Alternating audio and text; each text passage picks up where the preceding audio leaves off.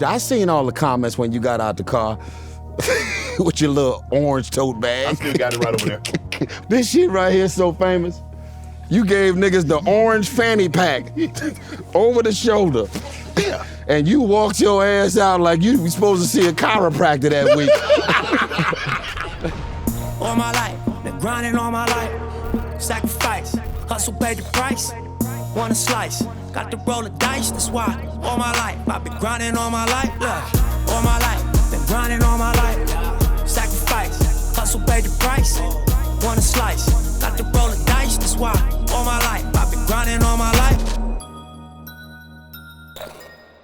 Hello, welcome to another episode of Club Shay Shay. I am your host, Shannon Sharpe. I'm also the proprietor of Club Shay Shay. The guy that's stopping by for conversation and a drink today is one of the most popular actors in Hollywood, a prominent figure in the billion-dollar Fast and Furious franchise. He's a part of two of the highest-grossing franchises in Hollywood history. His movies have done over $10 billion in box office revenue. He's a global superstar, an iconic singer, platinum-selling songwriter, award-winning R&B veteran, a six-time Grammy nominee, accomplished producer, successful entrepreneur, multi-talented performer, artist, model, rapper, New York Times best-selling author.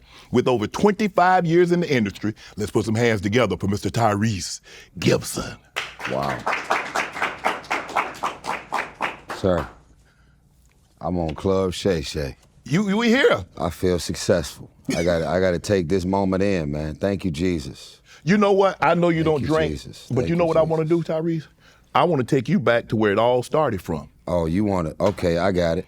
This is where it all started from. We ain't gonna leave these up, but I want to take you back to where it started from. Wow. This is kind of what got you on the map. When you did that, Wait, come on, man. Can I please just have a moment? Okay. and just Soak it say- in. Yeah. I I'm gotta going to say pop thank seal on you. one of these. Well, you know what? While you doing that, I'm gonna take you even further back. Okay. You know, black men are ashy. Come on in here.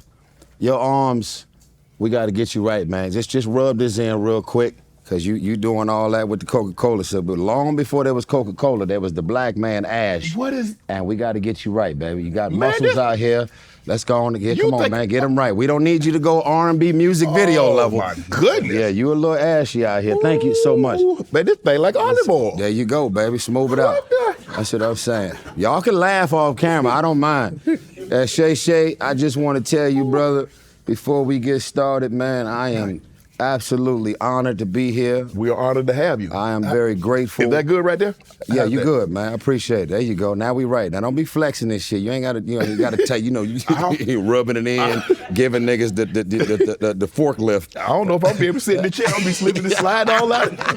So if I start to move, that's what it is. I just want to say, man, what an honor and a pleasure it is to be on your platform. And I think we live in a world right now, sadly, where black culture, specifically, if we did a better job in the department of giving the love and the respect where it's due, we could all show up for each other versus losing so much sleep over somebody else's gifts and blessings. I want to just say to you, I appreciate that intro. It's a little uncomfortable to listen to my Wikipedia page, but my brother, you are doing it. Thank you. And I am not only proud of what you're doing, but I'm proud of the pivots. You see, I came in it like this, and I allowed God to say this and this and this. And so every time somebody laugh at you when you're making the pivot, when God sends you the vision and the idea to go do something else, you get laughed at, people will make a mockery, because, we love to put each other in the box. You from the NFL, what you trying to do something? And here you are, breaking the internet with every interview. And I know Katt Williams gonna be a tough act to follow. And I'm not here to say nothing crazy or controversial. I'm gonna say some shit. But I just wanna tell you that I'm very proud of you, and I appreciate you considering that moisture, because I wasn't gonna make it through this interview with ashy arms the whole goddamn interview. but they look good. They look good my on camera. hands, I'm here. Yeah. Listen, we been in this black skin for a long time. Yeah. Light skin and white people, they don't understand that the moment you step out that shower, you put the lotion on, damn, an hour later you're ashy. You put some more lotion on, you're ashy again. So I just, So I might need to get some of that what you got, because I feel better right now. That thing there you feels go. smooth. That's moisture, baby. I got you, man. Little glistening, not much. Yeah. There you go. I gotta feel good But about I'm honored myself. to be here, man. Thank you, man. I'm proud Thanks of for you, having me. brother. Appreciate that. Yes, sir. All right. Well, now you got Coca-Cola. I You got appreciate that. Yeah. I don't drink as much as I'd like to. Wow, Shave out the that's board, a real situation right Yeah. there. But I'm going to go on and do this, and I'm going to still hit a glass to celebrate. See, I'm not going to talk about the greatness of a black man. I'm going to talk to the greatness of a black man. Cheers to you, sir. I appreciate it. So Cheers proud to of you. you, man. Proud of everything Keep you've flying. done. Thank you. I Keep appreciate killing that. it. Keep using your stage and your platform to bless us all, man. Cheers to you, my brother. That appreciate Coca-Cola that. kind of strong, ain't it? It is. It's been a while since I had. Hey, this is a Coca-Cola product. It's Minute Maid apple juice. So it's all in the family. Tell us how the Coca-Cola commercial came about. Did you audition for it, or you saw a flyer? So my music teacher, rest in peace, name is Reggie Andrews. Mm-hmm. And I was at school that day, that week, and he got a phone call that they were doing a national audition in like 5 different parts of the states, like DC, Philly, Atlanta, that they were looking for this fresh face for the Coke commercial. And they called my school because my school was known for the performing arts. I went to Locke High School, L-O-C-K. I graduated in 96. I'm old, I'm 45, but I look 17. You see what I'm saying? I just got off the bus. So yeah, they called my high school and said that they were looking for a male black 16 through 18. My music teacher, who's also a legend, named Reggie Andrews, he wrote all the hits for the dads, man. Whip it, baby. So, the horn section of Earth, Wind and Fire came from my school. Gerald Albright, rest in peace to the drummer. Michael Jackson, one of his drummers named Ndugu Chancellor, all came from my school. Patrice Rushen, the very famous piano player. So we were kind of on that list of schools that if you want some talented people, call Locke High School. And what a blessing it was. I think my music teacher had to shut down the music department. I mean, I was broken and broke. My stomach was touching my ribs. I didn't have a car, didn't have a ride. There was no way I was getting on the bus, especially with a transfer. Right. Because it was like close to downtown LA, and I was living in Watts, South Central LA. So he literally had to work a full day at school, and he ended up taking me to this audition, and I was 3 hours late. And the only reason that the woman wasn't gone is because her ride was stuck in traffic. Wow. So she had her bags all packed up. Her name is Tony. I'm still in touch with her to this day. And she said, "I'm so sorry, the auditions are over." And I begged her, Shay, I begged. I said, "Ma'am, I got here as soon as I can. I'm so sorry I'm late. Is there any way that I can audition?" And she said, "I'm sorry, blah, blah, blah." We kind of went back and forth for like 5 minutes. I charmed her, and then she said, okay. Just warm up over there. I started singing, so she started pulling her equipment out faster. Oh, okay, you feeling good? She's feeling good about whatever she's hearing from the little black dude with the big teeth. And so she gave me some headphones. She put the shirt on me that I wore in the commercial. And I just went down and sung a bunch of R&B songs. And then she said to me, start singing anything about Coca-Cola. So I'm just kind of freestyling, and I had no idea. I've never done a commercial or an audition ever in my life. I don't come from a family of entertainers, No agents, no managers. Doesn't matter what kind of singing I was doing. I was just another regular nigga in the hood singing. So when we did the audition and we got the call back, didn't even know what it meant. That's how completely green and oblivious I was about the process of trying to get on. And so we got the call back, then they made me kind of audition again, and then we got the call back that I booked it. Wow. And so I'll never forget, I was in Watts, born and raised in Watts, Martin Luther King Hospital, 78. I remember what street I was on, Parmalee Avenue. I ran up and down the street screaming and yelling, did not know what my life would be, did not know what God was up to, what he was gonna do. I actually had two things in mind. I wanted to know for the first time ever what having over $100 in my pocket would be. And there was this girl who lived at the end of my street. She had a mean-ass daddy named Steve. And I was flirting with his daughter for months, trying to get her phone number. And that's all I wanted from the audition, from the Coke. I was like, I'm gonna finally get $100, and hopefully I'm gonna finally get this girl's number. So as you can imagine, almost 30 years later, everything about my life literally feels like Christmas to this day. Like I'm sitting here with you, bro. Like I'm a huge fan of you as an NFL star, an on-air personality, Club Shay Shay. And so every day I allow myself to enjoy the gifts, the unexpected gifts. There's all the stuff that comes with it too. You deal with it, I deal with it. But every day feels like Christmas because when I first got on, I was waiting on the shoe to drop. I was waiting on someone to say, okay, let me get that glass slipper back. My life felt like the prom, right? You went to the prom, right? You went to the prom, so we get a limousine for 8 hours.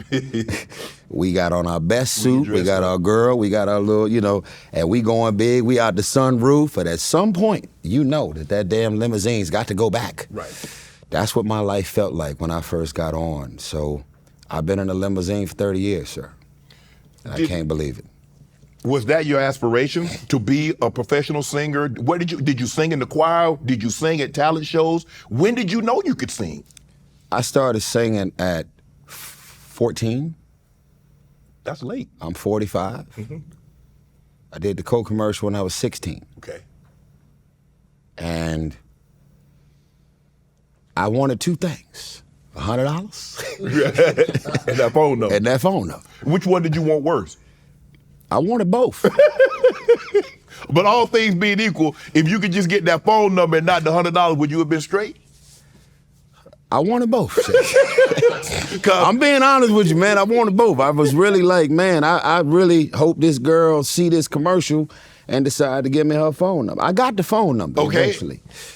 And then her father caught us sneaking on the phone one night, and she was on punishment. But then by the time, you know, we got to the other side of that whole, you know, I had options at that point. So all of a sudden you weren't as interested as you originally were. Oh, listen, man, the line got long.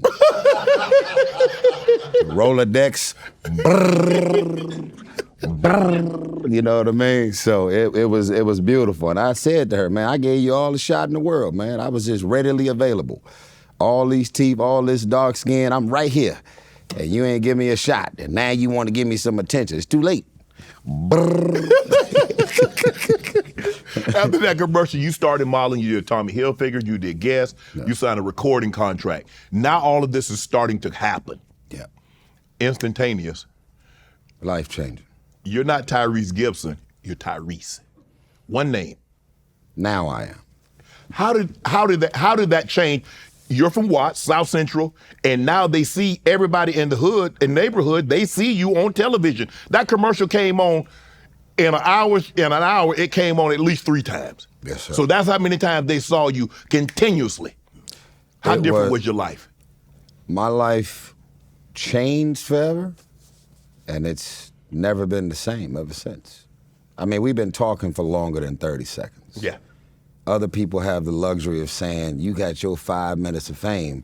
5 minutes of fame would have been like 5 hours in my world. I had 30 seconds. And if if you don't know the Lord Jesus Christ and you don't understand the power of what God has in mind for you versus your small, limited scope of thinking. There was no visions. There was no idea. My mama's not Gladys Knight, Anita Baker. My mama's not Patti LaBelle, where I'm a young singer being raised by a singer. Right. My daddy is not Marvin Gaye, Teddy Pendergrass, Luther Vandross. I did not grow up in a household with someone in the business so that they can give me a peek into what's possible before I did it. I'm not a NFL legend raising an NFL son, child star, you know.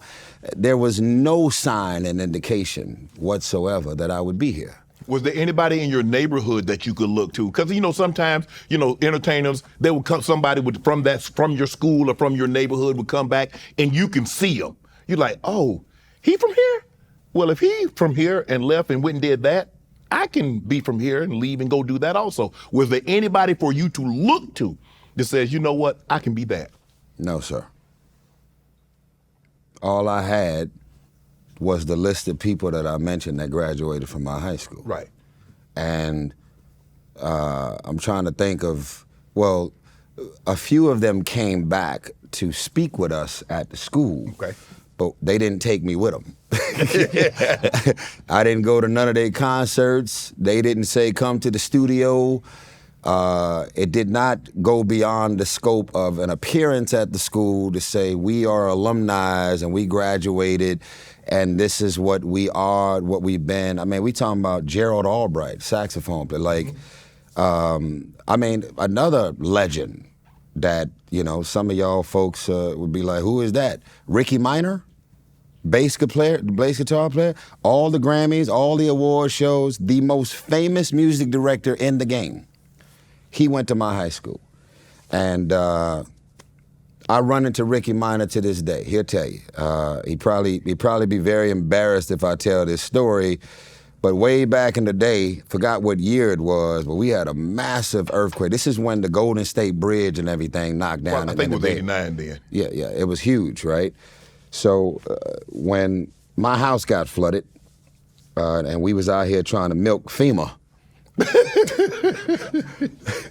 I don't know if there's statute of limitations on that, so you might leave that one alone. No. Hey, look, we're going to go ahead and put some of these clothes in this goddamn water. We're going to go turn the goddamn water faucet on, mom. Shit, we're going to flood this house. This house wasn't even flooded. We're going to flood this guy. They out here handing out free money for people out here that's dealing with flooding. Shit, we're going to get this goddamn We flooded now. We flooded now, goddamn. Put them goddamn underwear on the floor and flood them drawers, goddamn. So, you know, we out here trying to get this young FEMA, and I called Ricky Minor, literally. At the time, it was the most money I ever seen in my life. Me and Ricky Minor exchanged numbers. Please don't be offended by me telling you this story, Ricky. I love you. I just want people to know how big your heart is. I called Ricky Minor, and I said, look, this is the situation. And it was true. We was messed up. We was, you know, the house had damage. You know, we told the FEMA niggas it was flooding, but I couldn't tell. Couldn't tell Ricky. Couldn't tell Ricky that. Couldn't tell Ricky. You know, but Ricky, it's a little rough, and you know, I don't know what you can do to help me out, but you know, school is starting in 3 weeks, and mama's out here trying to figure it out like everybody else that's dealing with the trauma of this earthquake, and Ricky sent me $700, FedEx. Never forget. I could not believe. This is before the Coke commercial, my brother. He sent me that money. Well, you lucky the FedEx guy wasn't trying to get some of that FEMA money too, because he got that cash up out that FedEx That FedEx nigga would have called 5 piece and a biscuit. Because I knew the money was coming. Okay, I was outside waiting on that. That was also my first FedEx delivery. He said FedEx, I didn't even know what it was. So he said, it's going to be at your door by blah, blah, blah on this day. Shit, I was outside. I think I missed school a couple days. waiting on that FedEx man to pull up. So I got that package. It was $700, man, and I went and bought all my clothes and school supplies. I even bought stuff for my brothers and sisters, man. I went grocery shopping, put food in the house, and man, when I finally made some money, I literally gave Ricky, I gave him 10x that amount. Wow. And he was offended again. Like, come on, man, I didn't do that to try. I said, Ricky, you're gonna take this money and you're gonna understand what you did for me. Mm-hmm. And you're gonna understand how grateful I am. You might not need it. You might feel a way about me trying to give it back. But I was very blessed. So every time I go to an Oscar party or pre-Grammy party or any award show, I see that man standing on that stage with that bass guitar directing that band. And we always have a moment where I go, because that man showed up for my dreams and showed up for my family in a real way after that major earthquake. Been hungry for some college football? Well, we finally get a taste this weekend. Don't miss any of the action. Jump in at DraftKings Sportsbook. This is going to be DraftKings' biggest college football season to date. Enjoy the ride now all the way through the expanded playoffs. Plus, all newbies getting into college football spirit, here's something special. New DraftKings customers can bet $5 to get $200 instantly in bonus bet. Score big with DraftKings all college football season long. Download the DraftKings Sportsbook app now and use code Shannon. That's code Shannon for new customers to get $200 in bonus bet when you bet just $5. Only at DraftKings. The crown is yours.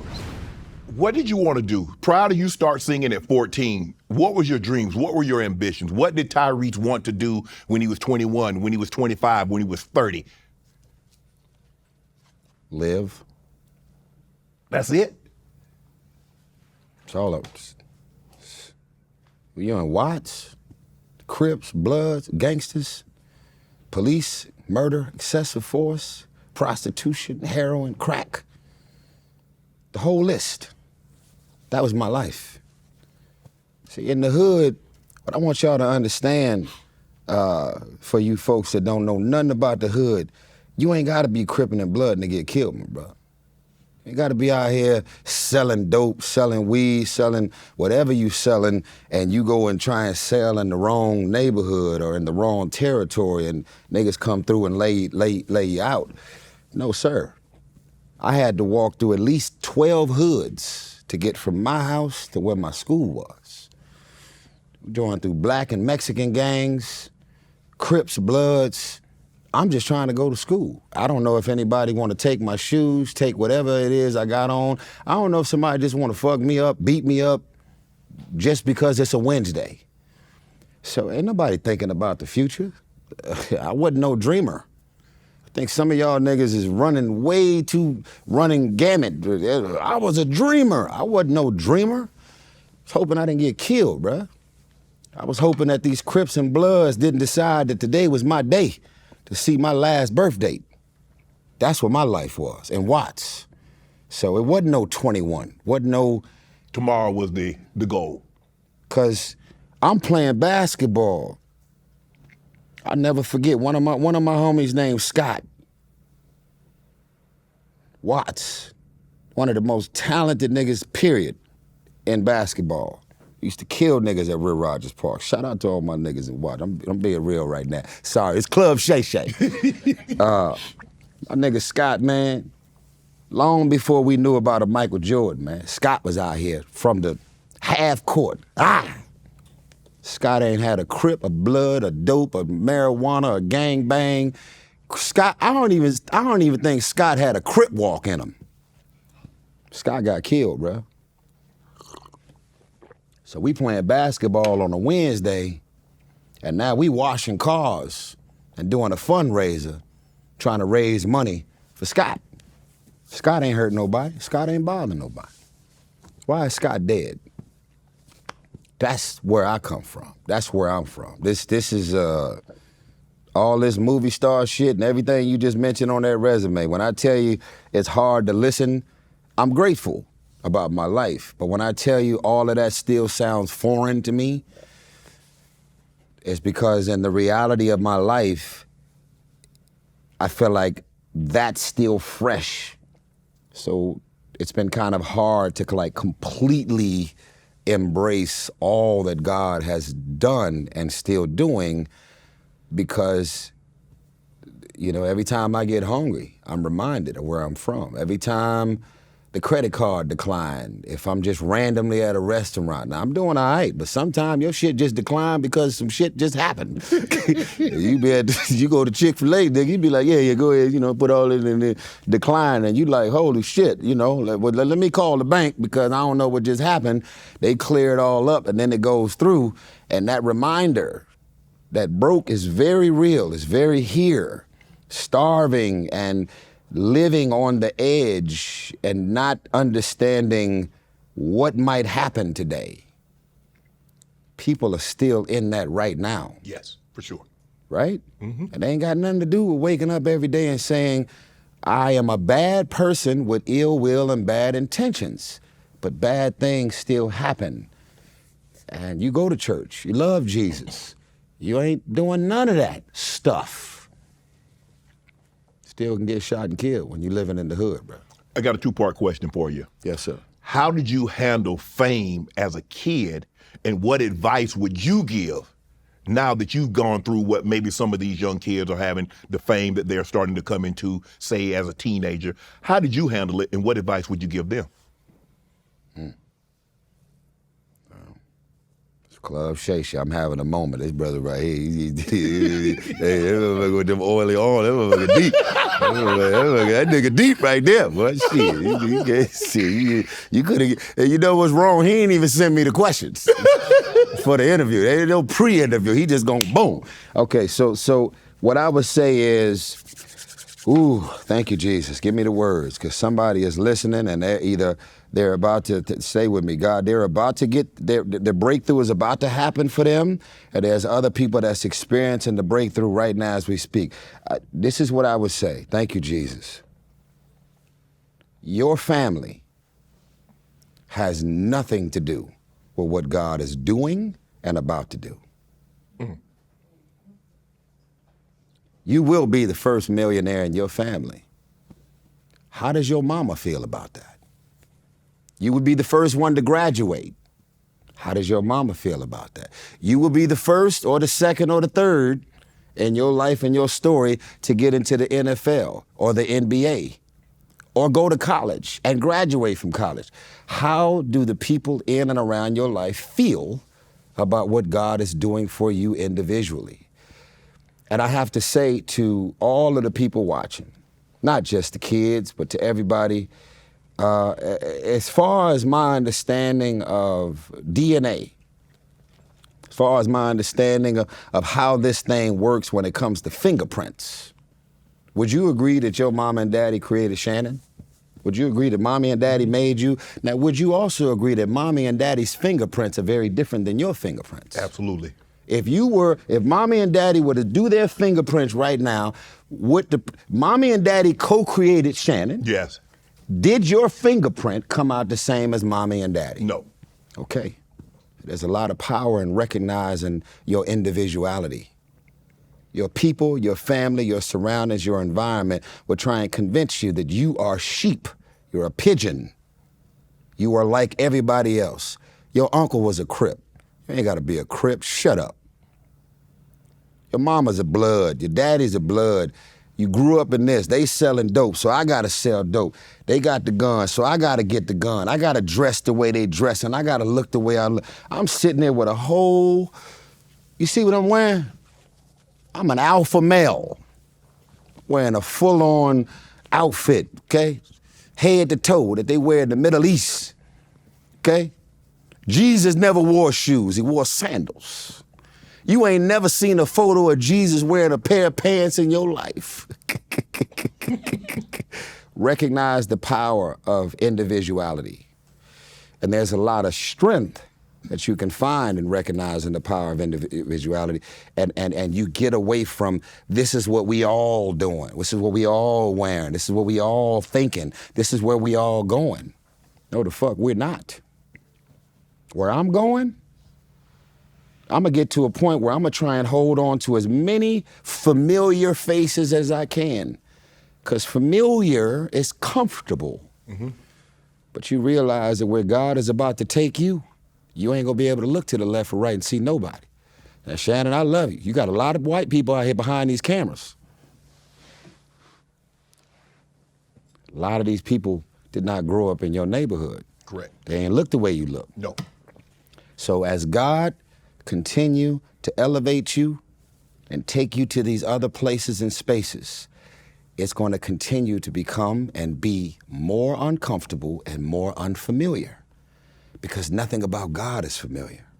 We should go the rest of our life trying to figure out, who is God? Who is this man? Why does God love me so much to have all of this in mind for me?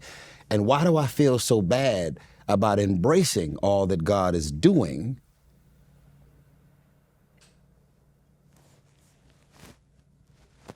So you have all of this in mind for me, but I want to take all the homies. We grew up together. We fed each other. We this, we that. We protected each other. We this, we that. Now they gonna make me out to be disloyal. Mm-hmm. Now they gonna make me out to be like, oh, once you got on, you know what I'm saying, you turn your back on all your real niggas. No, I didn't. I can't understand what God is doing and where I'm going, but something about oxygen gets a little thin. The higher you go up. You know, they say snakes can't survive certain altitudes. That snake, you cut that grass low in your life and the snakes will be revealed. See, some of y'all are keeping it so real, the grass is high. Loyal, there's an expiration date on loyalty. The grass is high. As soon as you cut that grass in your life, the snakes will reveal themselves. And as soon as God does this and start elevating you, them snakes die, bruh. And I'm as loyal as it gets. Most of the niggas who I cut off will never tell you why they got cut off. Because they still in the hood, they playing victim. They gonna tell everybody and their mama their version of the story. I got people around me that I've been rocking. Like one of my homies in here right now, Kenyatta. That brother right there, that's my best friend since 8 years old. When I was hungry, broke, fucked up, my mama was drunk out of her mind. May God rest her soul. Drunk out of her mind. Every level of dysfunction was in my house. Mental, emotional, physical, psychological abuse. Drunk, that's a drunk. So I love you, but I don't even want to sit next to this bottle no more. That's for you over there, sir. Alcohol has fucked my life up. That's why I drink apple juice. I ain't never had a drink in my life. I don't smoke, I don't drink. Nothing about what I do every day is connected to anything that I grew up in and around. And that doesn't mean that I'm bigger and better. That's the other thing. So soon as you recognize the power in your individuality, you feel bad that you're different. But God will never do anything different in your life trying to say the same as everything that you grew up in and around. Your family has nothing to do with what God is about to do for your career. So that's some long advice for the 16-year-old, but I wanted to get that over to the old heads too. You know what I'm saying? Like, you ain't too old to get that breakthrough. You said something very interesting. You said your parents, your family has nothing to do with what God has planned for you. Do you believe that you grew up in a situation? Well, I didn't quite say that, but go ahead. But different. You said mom, dad, different. They created Shannon. Yeah. Fingerprints, but my fingerprint is nothing like theirs. Yes, I'm speaking to. I know you don't. Yeah, I'm speaking to the power of individuality. Right.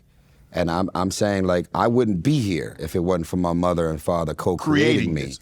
But my mind, my heart, the empathy, I'm an alpha empath.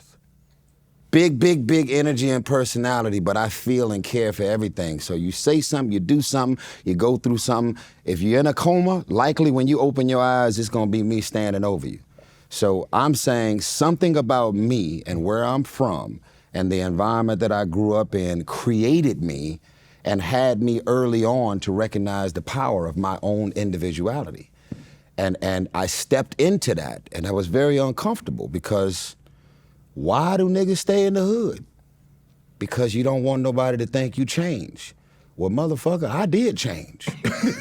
And you wanted the people to know that you changed. I changed, but I didn't change with any negativity on it. I changed because God is in the changing business. God don't keep nobody the same. Right. That's self-sabotage, self-defeat. You are wearing that, doing that, thinking that, your net worth is that, you live in that, you drive that, your hair look like that, your baby mama is that, because you have literally became a carbon copy of everything you knew.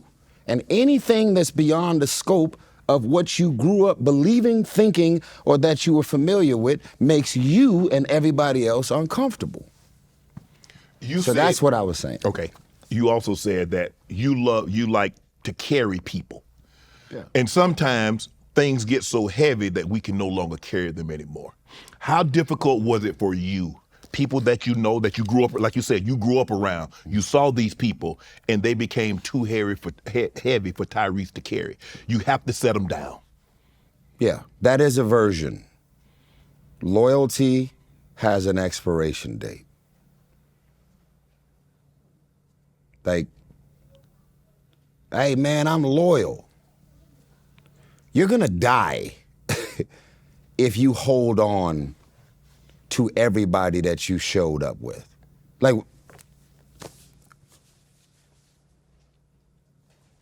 we're not talking about death specifically, right. That too. Right. Everything that God is about to do and he has in mind for you, trying to hold on to everything and everybody that's connected to your family, your friends, your environment, it's going to die. Mm-hmm.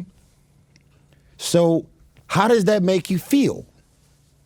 And so when I also say loyalty has an expiration date, that means agents, managers, lawyers, people in business. We was good for the first 7 years of us brainstorming and connecting about the vision. Now every time I talk to you about some shit I see and I want to do and where I want to go, we ain't really on the same page about where we're going. Mm-hmm. So I don't wish any harm on anybody. You see what I'm saying? Yeah, I do. Now, a lot of us, we deal with the pressure of the hood. Let me make sure I'm being clear here. All of my real niggas I grew up with from day dot, there is nobody in the world more happy for me than them.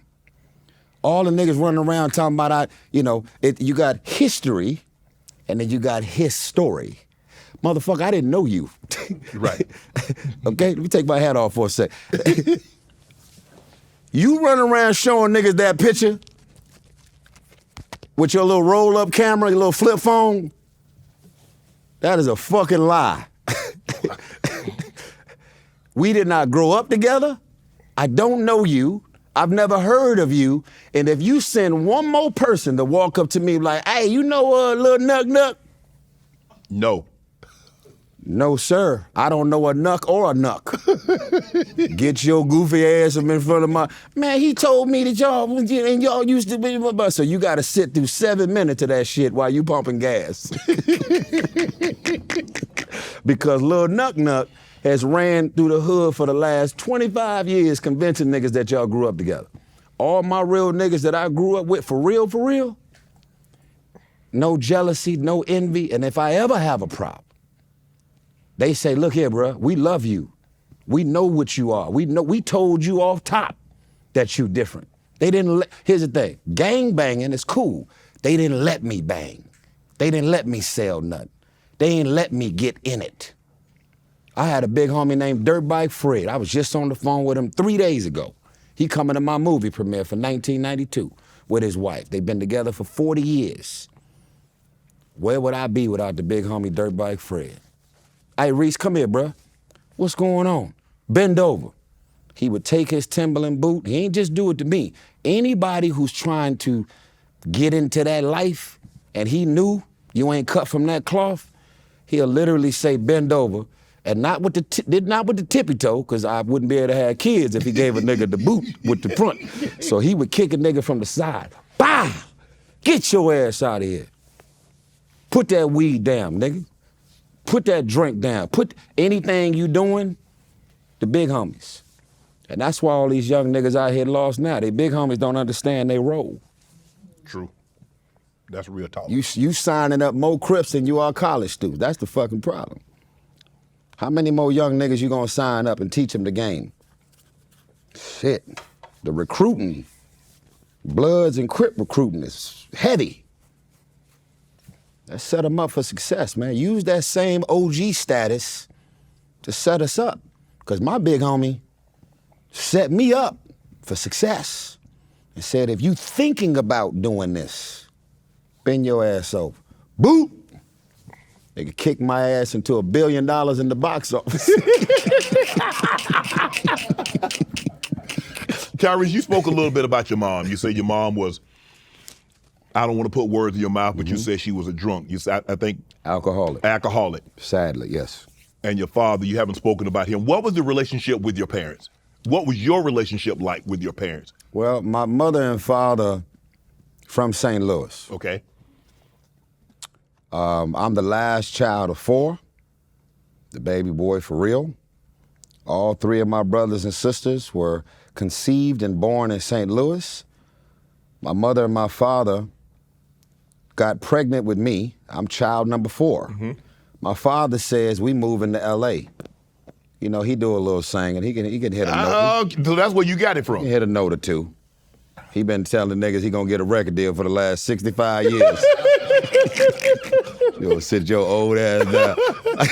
Man, don't kill that man, Dream. Let him live. Call him by Tyrese. Hey, man, I love you, Pops. I love you. You know, look, if that deal is coming, that motherfucker been stuck in the iCloud for 68 years. But yeah, my musical talents come from my pops, and he sang, he played the piano. He's a music guy, and he's in St. Louis right now. So yeah, man, he basically told my moms with all 3 of their kids at the time, we getting on the Greyhound bus and we going to L.A. So, you know, my mom was pregnant with me on the Greyhound, went to L.A., and we ended up in Watts. And that's where I was born, Martin Luther King Hospital. Capricorn, December 30th, 78. And, you know, right before my mom passed, fast forward, she passed 2 years ago. And I'll never forget, probably like, you know, 5 years before she passed, we had one of them mommy-son moments, right? Okay. And she said, my mama was in a coma 3 different times, and the 3rd time she was in a coma is when she finally passed because of pneumonia and COVID. And when she woke up out of her 2nd coma, I just found myself becoming more intentional about spending time with her because my childhood was a fucking nightmare. And I think everybody know that because I've been very vocal and outspoken about it. So she said to me, when I gave birth to you, I knew you were special. And I said, what does that mean? She never told me this in her life. My mama was not the best support system. She didn't say, you can sing your ass off and you gonna be something. If anything, shut up. Bring big teeth, nigga, bring you loud as hell in the house, bring that down. So there was no family love and support. My mama didn't come to my talent shows and wasn't on the front row cheering. She wasn't a soccer mom at all the basketball games. So I got this gift and this talent, but when it comes to the validation in my house, it was not there for me to understand I got something. So I'll never forget, she said probably 5 years before she was born, she said, you know, I knew you were special when you were born. And she said, I got my tubes tied after you because I knew that you were special. And I'm crying and shit. And I'm like, wow, you know, but I'm like, Mama, tell me more, because she never said anything like this. And then she says, you know, you got movies in over 200 countries, and you got billions and billions. You have literally changed our family's life. We have been to places and countries and cities and met celebrities and entertainers. We done been some of the best cars, and we done been around things that nobody in our entire bloodline has ever seen, heard, or experienced. And you're gonna live and die and not be able to meet every fan of my baby boy named Tyrese. Over 200 languages, my films come out. and translated into. And then she just walked off. that was a hell of a walk off. Just left me there, you know. We didn't talk much, but if you give your mama or your daddy a chance that you might dislike, if you give them a chance to talk, they can drop a couple on you. How did that make you feel? She's saying this, and you say this is 5 years before she passed. Yeah. Did a part of you wish, like, damn, Mom, if you felt like this, why didn't you tell me when I was 5? Why didn't you tell me this when I was 10, 15, 20? Why are you just telling me? Do you think she realized at that moment that obviously she's, you know, you'd say this was her second time being in a coma, and she wakes up and she tells you this. Do you think she all of a sudden she started her mortality and she felt she needed to get that off her chest? She's like, I need to let him know what I actually think about him.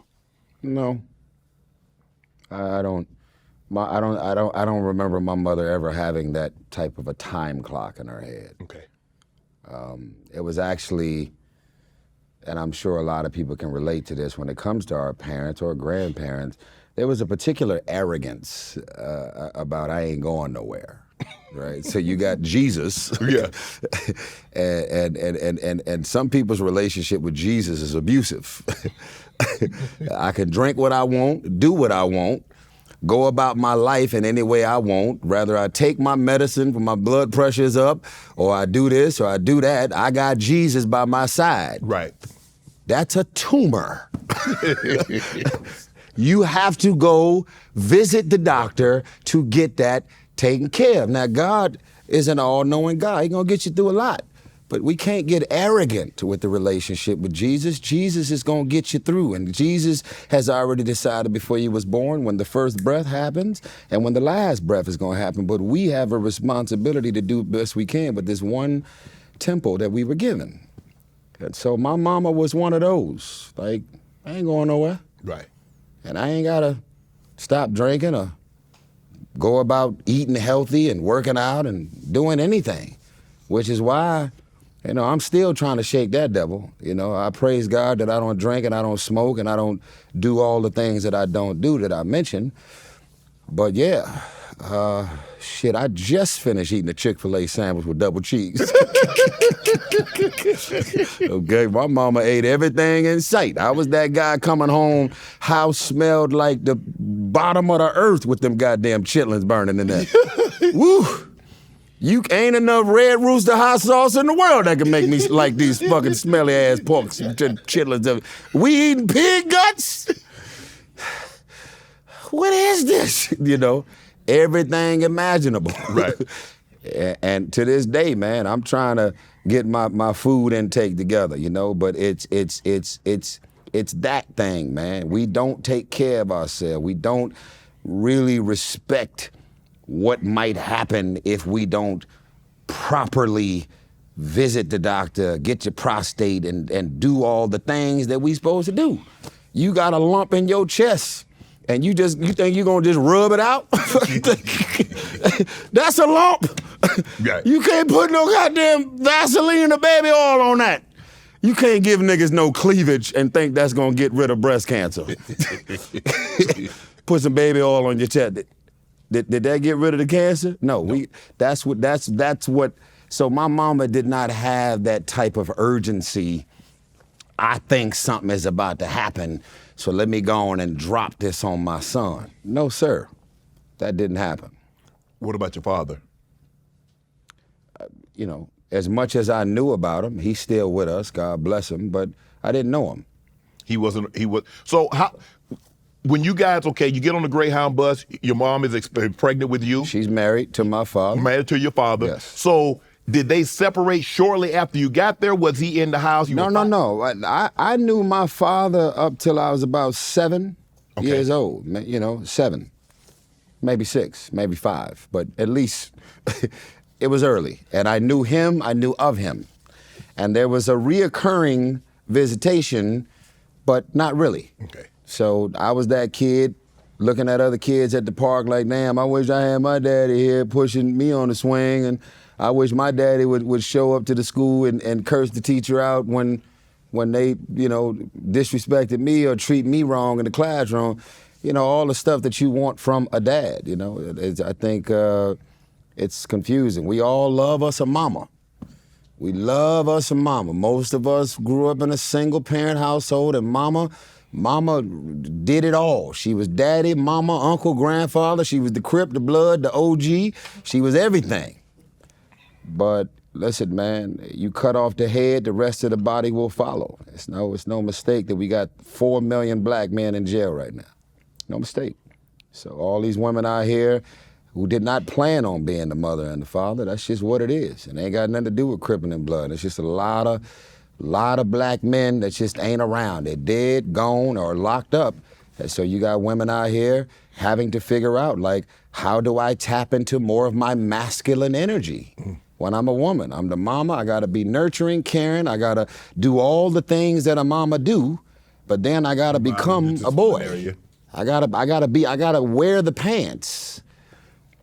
We supposed to wear the pants, even though I'm sitting here with a Islam outfit on and not quite pants. You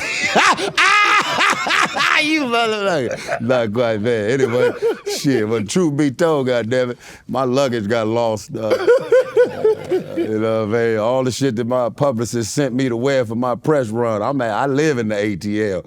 I was like, look here, man, all that shit that shit lost, so I'm gonna go on and put this together, because I ain't canceling Shannon. I'm gonna go on and shit. I sure appreciate that. This was the only thing in my closet that I didn't have to iron, and I was like, I'm gonna go on and put this together. Now, if anybody can smell me, I got dressed so fast I forgot to put deodorant on, so I do apologize. Keep your distance. Let's keep these hugs short and brief, because it's cracking under here. I smell myself, goddammit. You mentioned you were born in 1978, graduated in 1996, but there was a big event that happened in 92, the riots. Yeah. You're 14, I think 14 at that point in time. And it's smack dab in where you grew up at, Watts, South Central LA. What do you remember about that situation, and how did it shape the way Tyrese looks at the world? I was in Watts. I was in the riots. I was scared.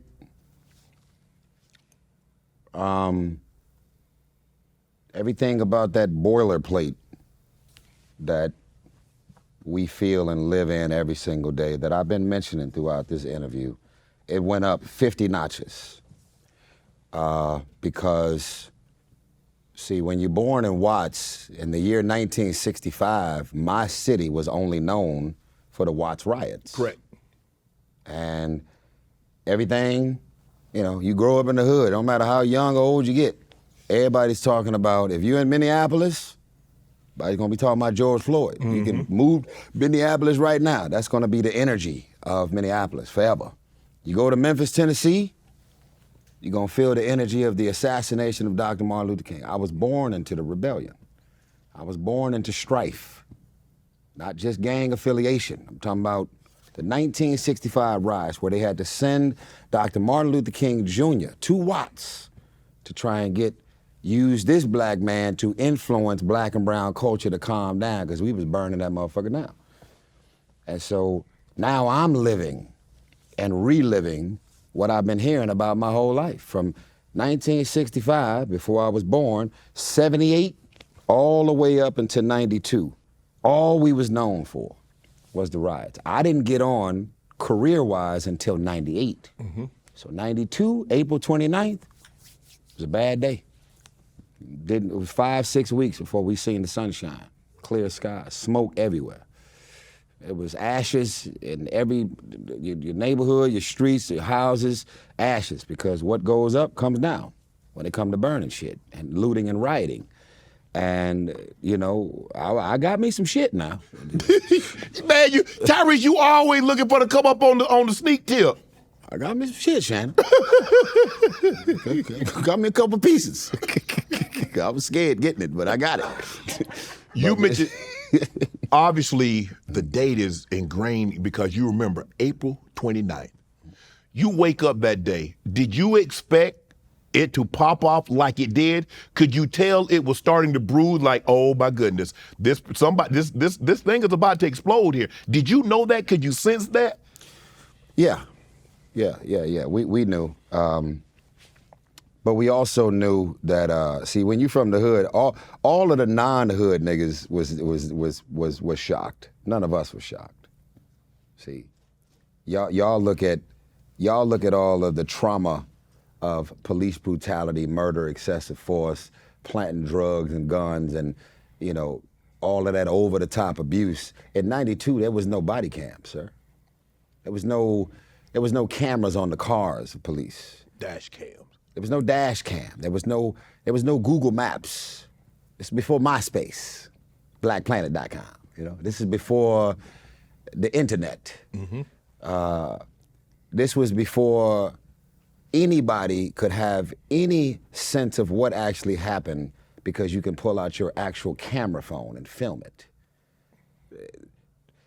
Some of us have been grown for so long, we forgot the brick phone in the hood with the cord attached, mm-hmm.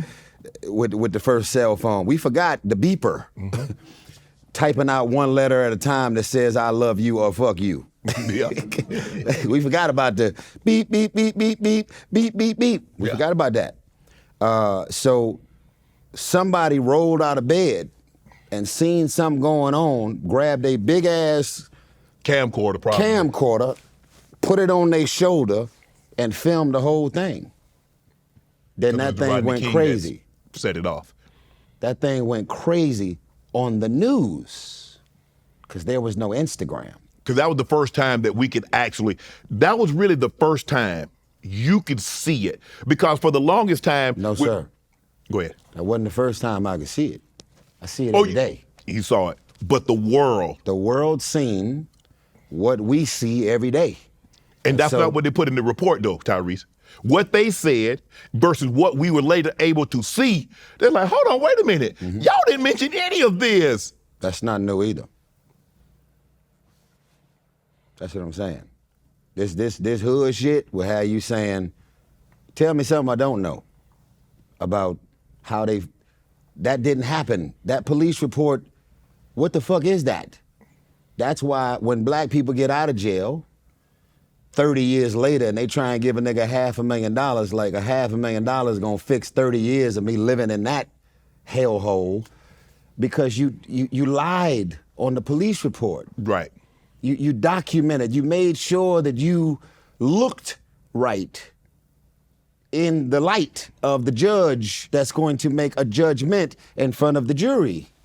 You planted that, you did that. And so nobody who lives in the hood is shocked about anything that we're seeing play out.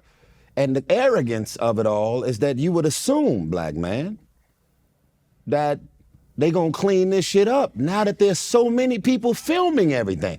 You can't do nothing without being filmed. Nothing. You slap the shit out of somebody at the front door, they got the ring camera. Your slap is captured. Yes.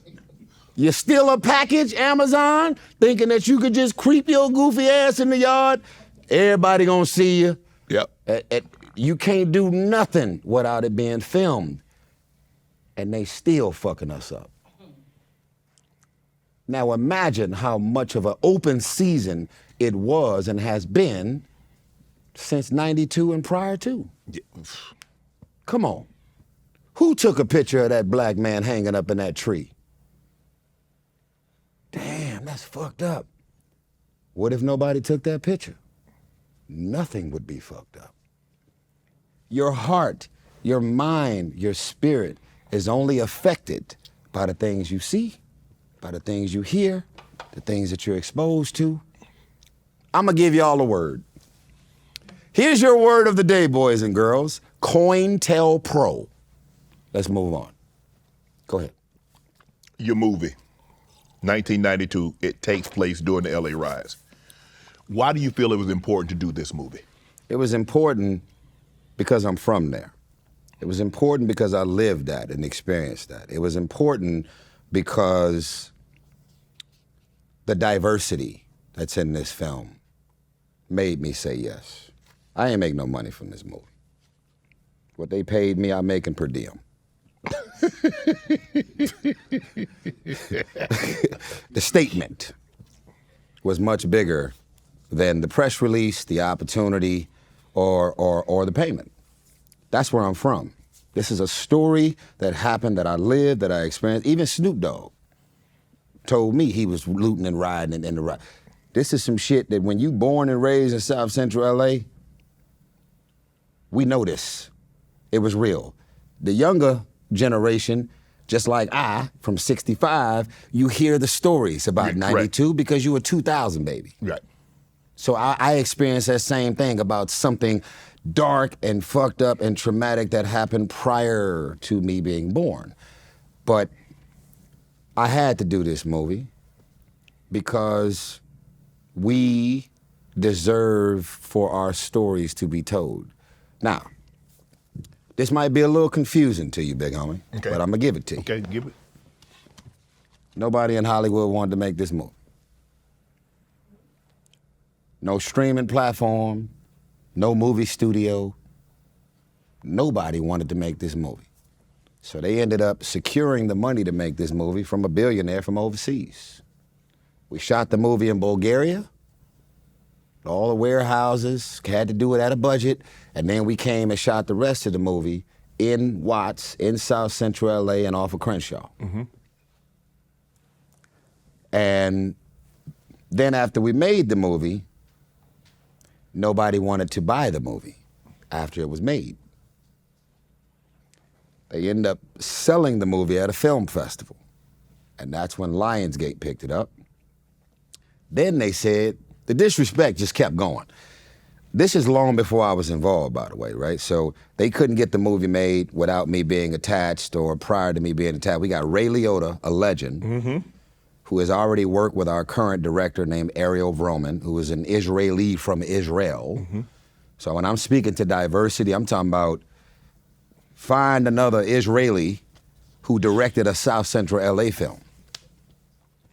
So Ray Liotta, Ariel Vroman, Scott Eastwood, Dylan, who's my brother, he was just in the Christopher Nolan film. Like, this is a heist movie. This is not a movie about black people trying to get some free shit. Right. So the heist element made me say yes.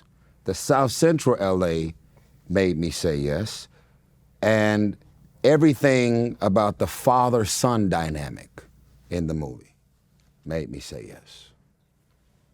Because Ray Liotta is the father to Scott Eastwood. And they toxic and dysfunctional as a motherfucker throughout the movie. I'm dysfunctional and toxic with my son in the movie. And so everything about those other elements is what made me say yes. How much influence did you have? Because do you believe that in order to, and people going to like, no, that's not true. No, do you feel that you need to have experienced the riots in 92 in order to fully tell and explain the riots of 92? No, which is why we have a British actor who played Dr. Martin Luther King in Selma. You ain't got to be born and raised in Atlanta to do a movie about an Atlanta topic. I'm an actor. So if I don't know anything about this life, this world, this situation, I mean, most niggas is out here looking goofy as hell, 50 years old wearing Marvel comic outfits. You don't even wear that shit at home for your son's birthday. But you got your goofy ass in that damn movie, standing there with your fake chest muscles and your 12 abs. You ain't got them abs underneath that goddamn costume. But we as actors, we have the blessing and the gift, and that's no disrespect for Marvel, because I definitely want y'all niggas to keep helping me out. Love Marvel.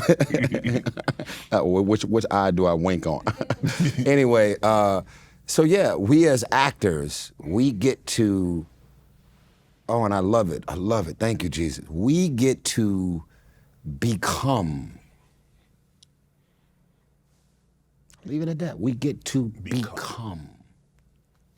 You mentioned Snoop Dogg. And that's what we love about Denzel. That's what we love about Viola Davis. That's what we love about Ruby Dee and Sidney Poitier. You know, this is what we love about the giants of our world. We seen them, Harry Belafonte, we seen them reinvent themselves over and over and over again. Then the John Singletons got a spot. Then the Spike Lees got a spot that helped set up the Ava DuVernays and the Antoine Fuquas and the F. Gary Grays. We did that. We become. Denzel became Malcolm X and killed it. Yeah. Like I'm talking about, Jesus. I became an actor, which Denzel Washington, if you see this movie, I don't feel like I've made it and I'm not successful until I do a movie with you. Sir. Denzel Washington. I don't feel successful and I don't feel like I've made it as an actor until I do a movie with you, because you are the reason I decided to become an actor. It wasn't John Singleton. He tried to talk me in it. 7 years. He tried to put me in the movie Shaft, told him no. He wrote the movie Baby Boy for Tupac, not for me. But after I seen Denzel Washington's performance in the movie The Hurricane, I was in my living room with my dusty-ass VCR. And I was reenacting all of the scenes from that movie in my living room. And that's when I knew I was ready to become an actor. You mentioned Snoop Dogg executive produced this movie in 1992. And I don't think anybody has had, he can't go anywhere. And I can honestly say this, I've known Snoop over 30 years. And I've been around a lot of people. I've never heard anybody say anything bad about Snoop. But a guy that's been able to change the narrative about himself. There's not a room that Snoop can go walk, I mean, from Martha Stewart to like he's on the Olympics and the coverage is going crazy because everybody loves Snoop. What's some of the advice that Snoop is giving you? Like, hey, the homie, he knows, I mean, what he went through was on trial, and to come out of that on the other side with flying colors, someone lost their life, sorry about that.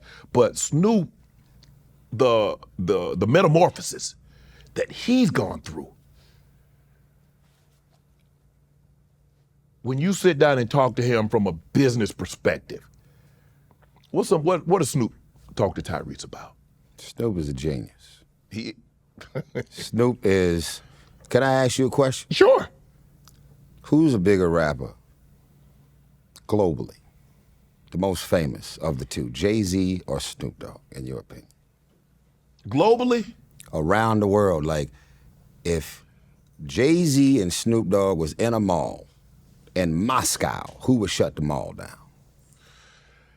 Like, I'm gonna have to go Snoop, honestly. Okay. Biggest rapper in the world. We're not talking about Grammys, because he ain't won one yet.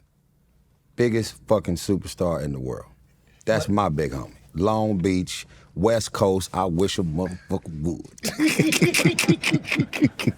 You know what I'm saying? Yes. Yeah, big homie, man. Big homie Snoop Dogg, man. Biggest in the game, man.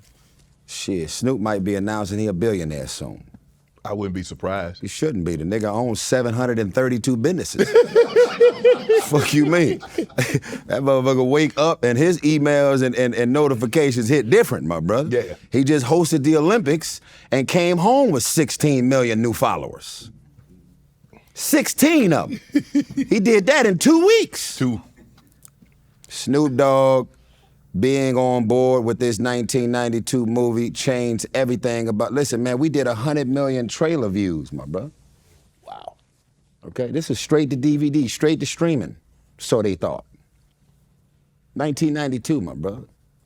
February, that movie was supposed to drop on the world. I asked them, can y'all push this thing back? Can you give me a shot? Can you give me an opportunity at trying to create some energy around this film so we can get it to the theater, so we can get some more press and energy and get the word out? I brought Snoop on board as a producer. We posted that trailer. It broke the internet and did over 100 million views. We go from no premiere, no soundtrack, no press junket, Am I on Club Shay Shay right now? Yeah, absolutely. This Club Shay Shay. Yeah, it is. This is Club motherfucking Shay Shay. We ain't doing Club Shay Shay because Shay Shay wanted to interview me. We doing Club Shay Shay because of 1992. There was no budget to do a press junket. Not one single interview was connected to this movie. See, I am walking, let me get my words right, because this is all for God. I am the walking, living, breathing manifestation of favor. Because you listen, I can't explain what God is to me. Wait in line. I said 30 seconds, approaching 30 years. You know how many commercials have been famous? Even the nigga with the deodorant commercial, okay? Where's his $10 billion in the box office? Where's his record deal? Where's his acting career? If we're winning the popularity contest from doing commercials, then why it ain't happen for everybody? Don't disrespect my hustle, motherfucker. I'm grinding and hustling. I'm getting that. I'm turning over all the rocks. This is not just lazy with favor. This is, oh my God, now that God done gave me this, I'm gonna have to figure out what the pivots are. I'm not a dreamer. Okay? I'm not worried about next week. I got plans, I got visions. I dream with my eyes open. What's that? Did you come up with the idea to open up an alcohol company before? Or did you see somebody else do it? And then you said, man, as soon as I can do it out, you got your own name, you got your own taste, you got your own look of your bottle, but are you the first black man to release a brown liquor? No. Okay, so you seen somebody else do it, and so you dream with your eyes open, and you did whatever it takes to hustle your way into that. Right. And then you got that. That's why it's sitting on the table. And that's why this motherfucking apple juice is sitting there too. So we are technically experiencing every single day, visions and ideas are physical. If someone had kept this chair that we're sitting on right now, this ugly ass, this chair is ugly.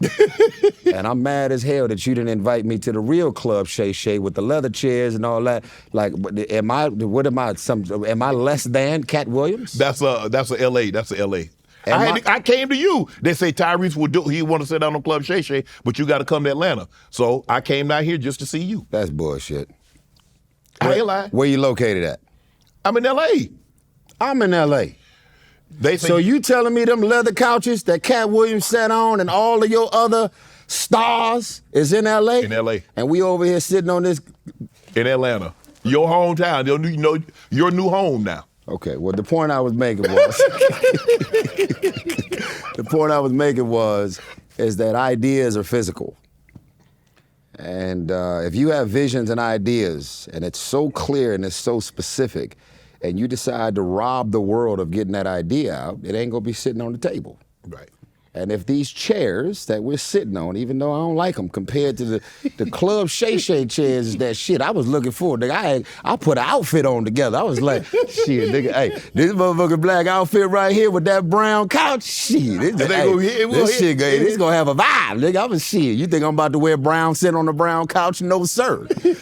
But this chair right here that we sitting on, if they had kept this vision and this idea in their minds, we'd fall on the floor.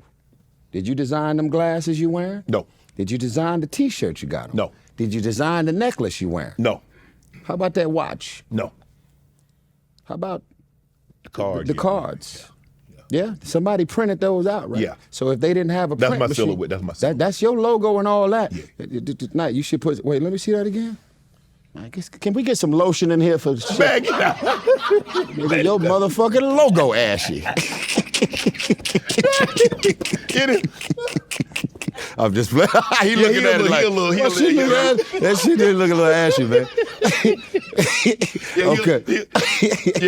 He just got the shower. He just got the shower. So the point is, we should go the rest of our life getting that book out, writing that script, moving on those visions and ideas, implementing all that God has bounced in. What's keeping you up at night? And if you think you're gonna be able to talk to your friends, your broke ass family, friends, homies, and they're gonna share in that same joy and energy that you have about what you see and what you want and what you envision for your life, you're gonna be fucked up for the rest of your life just like them. Wow. Sometimes you gotta bless somebody from saying, y'all niggas don't see what I see with what God is doing and about to do, but I'm gonna show you one day. Because if I talk to you about my visions and my dreams, you're gonna laugh at me. You're gonna try and talk me out of it. And if you talk me out of it, then I can't come back to that same hood and change the hood. Now the problem is, for us, and it breaks my heart when I think about Nipsey Hussle. When I think about Nipsey, when I think about all the rap niggas and R&B niggas and all the black entertainers who don't understand the concept of keeping it real versus keeping alive, okay? I ain't saying this to anybody specifically. The moment you have kids, the moment that your net worth change, your tax bracket change, the square footage of your house change, you got motherfuckers jealous of you right now, and you got $2 with a WIC voucher. Mm-hmm. Why are you getting so many food stamps compared to me? Why you got 5 WIC vouchers? Niggas out here jealous and envious and want your life. So what makes you think that they not gonna try and take your life if you keep coming back to the hood because you don't understand that everything about your life has changed? See, that brother Nipsey Hussle, he did the right thing from investing and buying the block. But not everybody on the block is happy for you. And not everybody in the block understands that what you're doing is much bigger than rapping and singing and acting and being in real estate. Anybody, I don't think most of us is thinking about real estate. We thinking about, man, if we lead by example, mm-hmm. and we do things to change things, and we from the hood, Shannon, everybody gonna be happy for me, right? Look at what we did, y'all. No. Man, listen, you got me motherfuckers out here losing sleep over your gifts, man. Why? What? Why? You and I, okay. We're black. Let's speak to our community. Why? Why do we hate on each other? Why it seems like we want to see us, get successful, and then we get a little success, well, that's too much success, let's try to knock him down. Everybody want to see you doing good, but nobody want to see you doing better than them. You talking about that, right? Yeah. I tell you what it is, because you got people out here praying right now for what I already have. You put a little jealousy and envy on it, and they thinking that jealousy and envy is the motivator. You don't have to be jealous and envious and lose sleep over what God has decided to do for me in order for you to do it. Now, you're an athlete. You're competitive, okay? And you got muscles right now. Nigga, I done gave you my muscles 6 months ago. I didn't know you was gonna still keep my shit. Okay, now y'all niggas out here looking at this nigga muscle. But the t-shirt that he's wearing came with the muscles. Nigga, this is Marvel Comics. It's also bled over into sports, motherfucker, okay? Okay, I had that shirt on yesterday for my goddamn movie, and I had to put that shit up on the wall to give it back. But the point is, what y'all have to understand is, I don't remember the last time I lost sleep over a hater. I don't care who you fucking. My body count is up.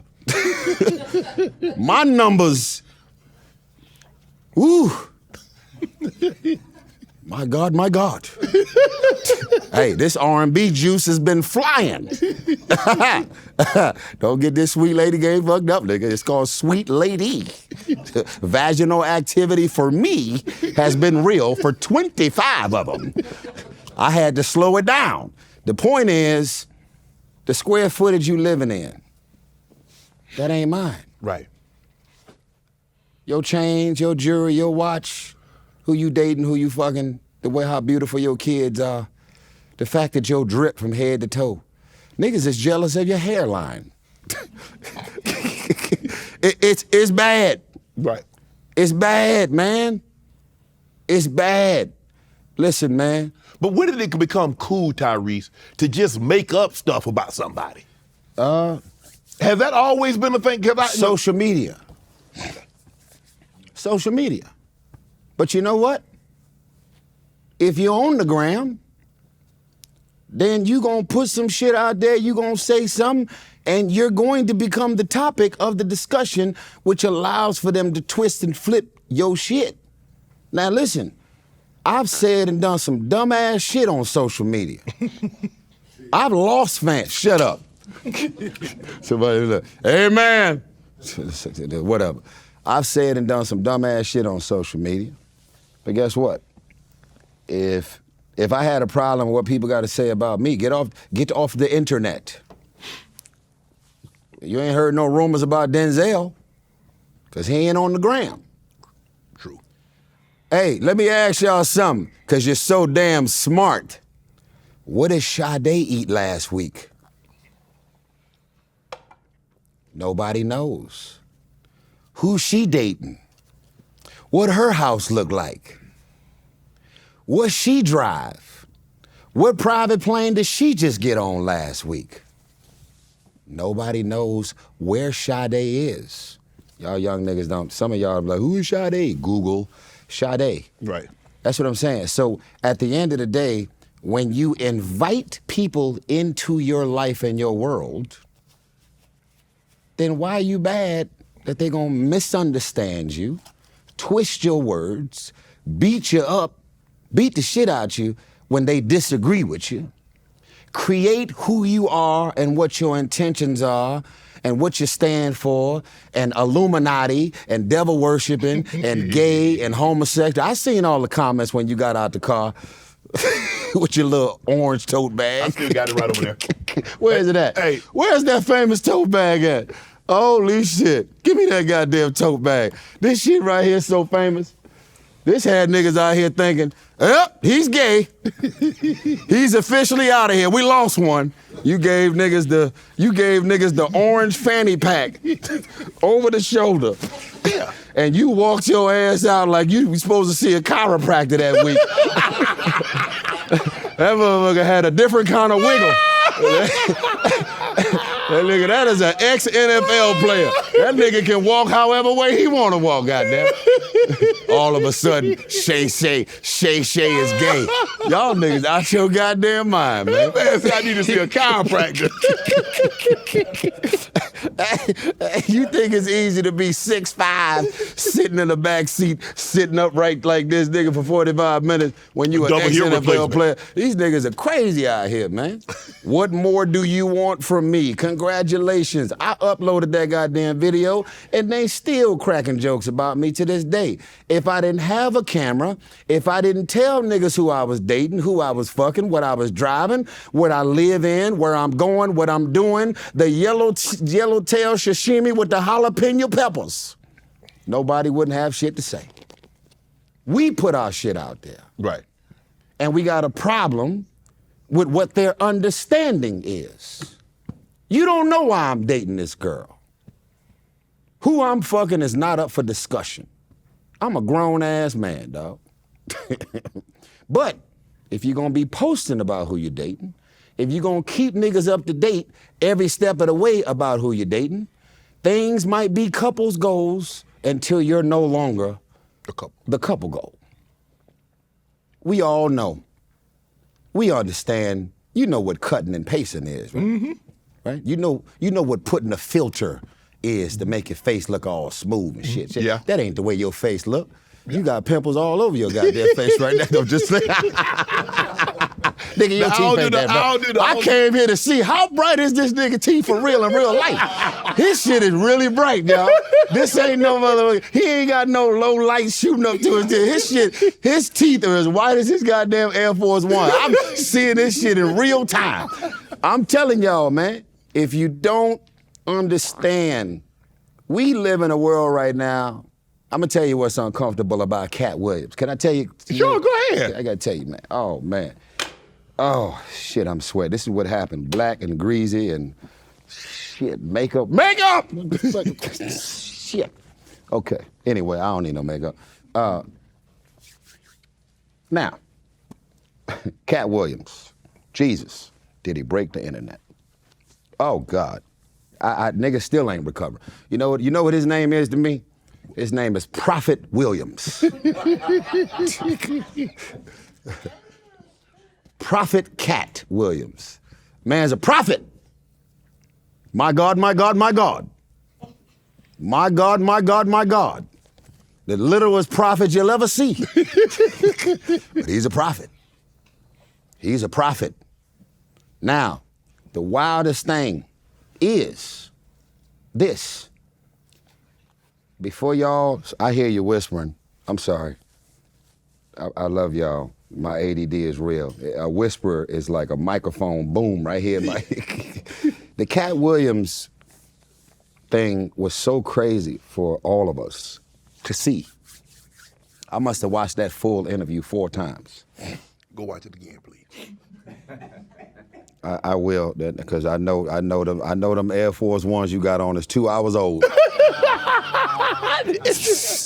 Hey, he got the box over there.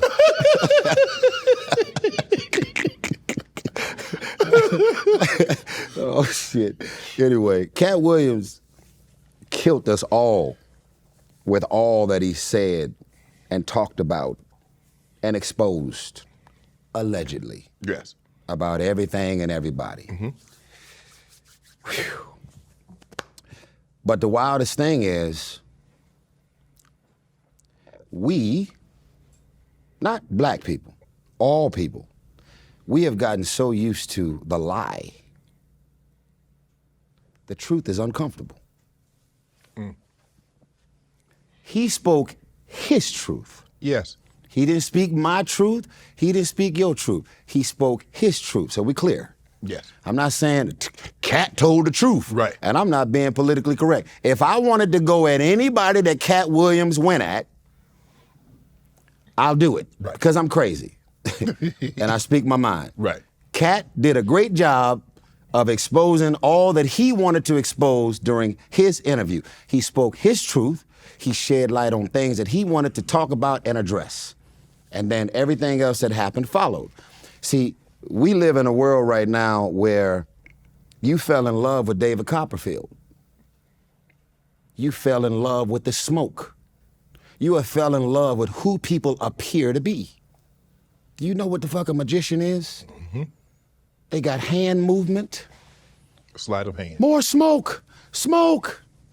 They don't want you to see the truth.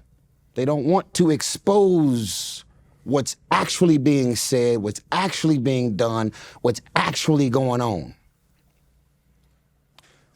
And so the world has gotten used to the lie.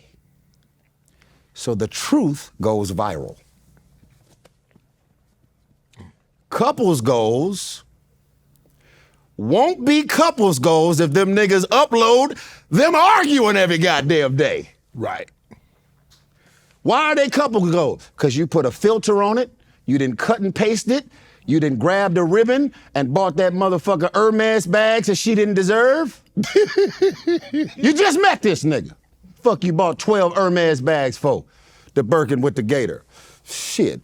$100, $200, $300,000 for that thing. Yeah, them Himalayan you just got bags. this nigga. You just met her last week. You just sent her a DM. What are you doing? You're insecure and you're buying too much shit trying to impress somebody, but what you're doing for them because you know they don't feel that way about you. So you're trying to purchase your way into feelings.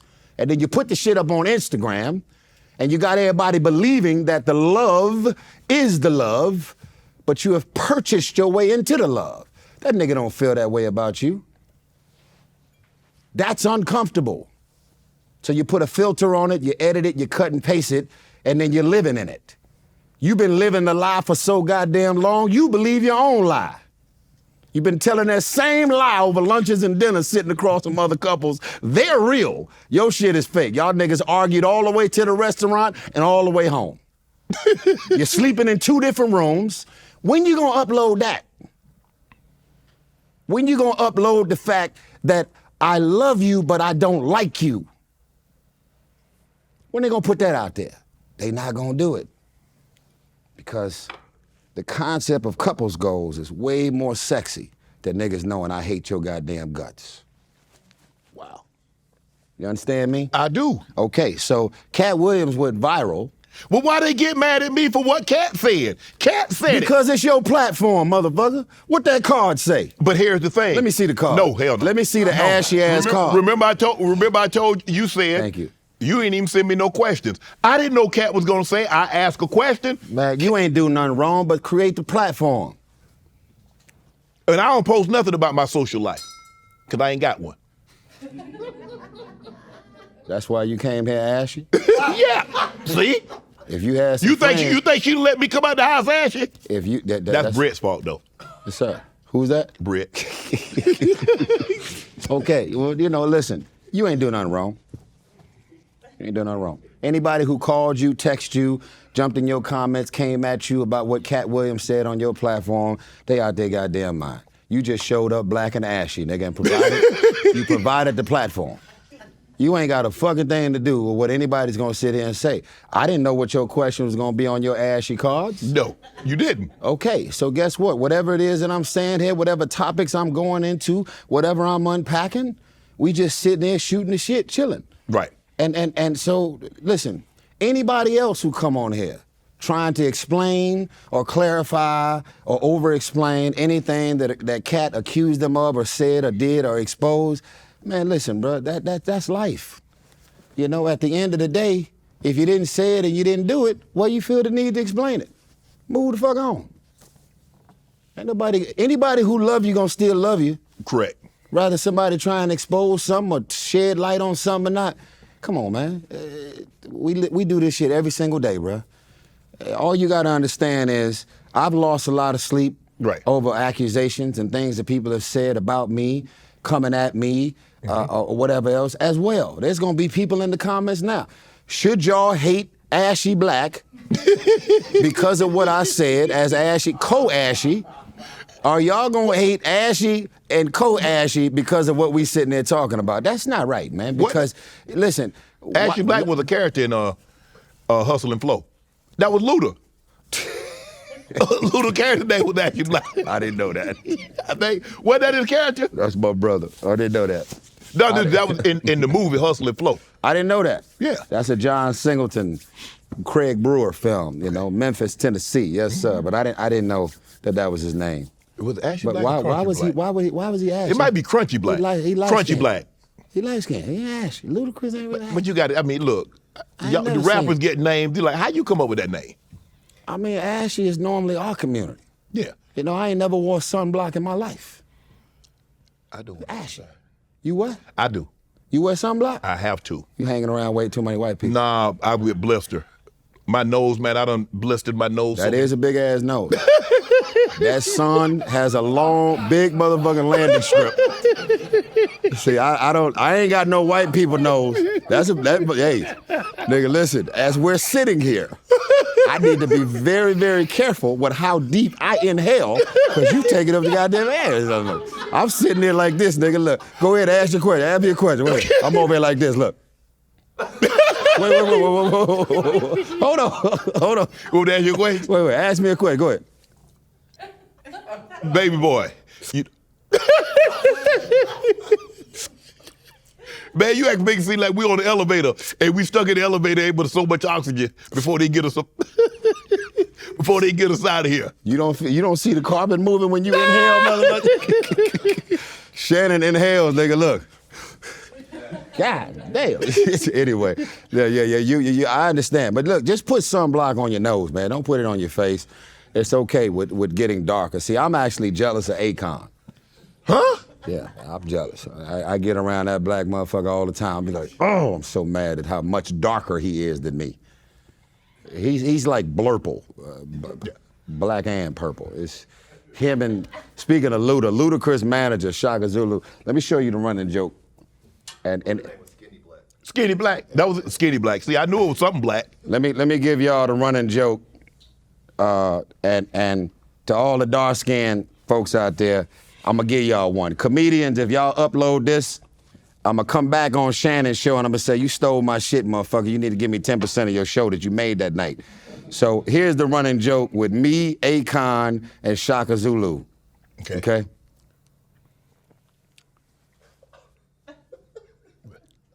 The baby pictures. See the baby pictures? Ah, man, they double the black screen.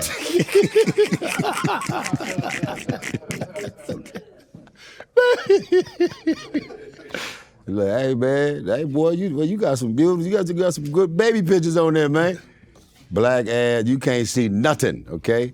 So this that's what it is, man. You know, I love being in this skin, and I love my life, and I don't lose sleep over nobody else's gift. And then I'm gonna say this, man. You know, I wish everybody well, man. I like listen.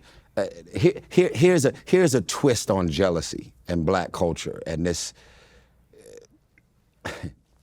Ooh, this gonna be controversial, but I'm gonna say it. Would you agree or disagree that physically on Earth there's more black people than the overall Jewish community? Yes or no?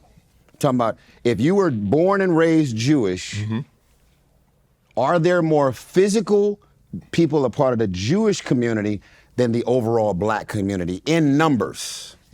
Yeah. Yes or no? I would probably say there's probably more black when you look at the continent of Africa. Yeah, the whole world. Yeah, I would say yes. Yes. See, they got their shit together. Community, working with each other, doing dinners every Friday, putting the phones down and discussing the chess moves in the play. See, us as black people, we're fragmented. You can't do nothing fragmented. Can't do nothing jealous and envious. Now, this is not gonna go viral because I got a Jewish daughter, so relax. Latinos, the Latin community, they don't move as a fragmented race and culture. That's why they own everything. That's why they buying up all of the businesses. The Asian community, they don't move as a fragmented culture. That's why they buying up everything. Now, white people got that same blueprint.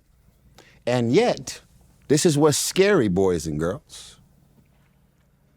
We are the most powerful, influential race, period.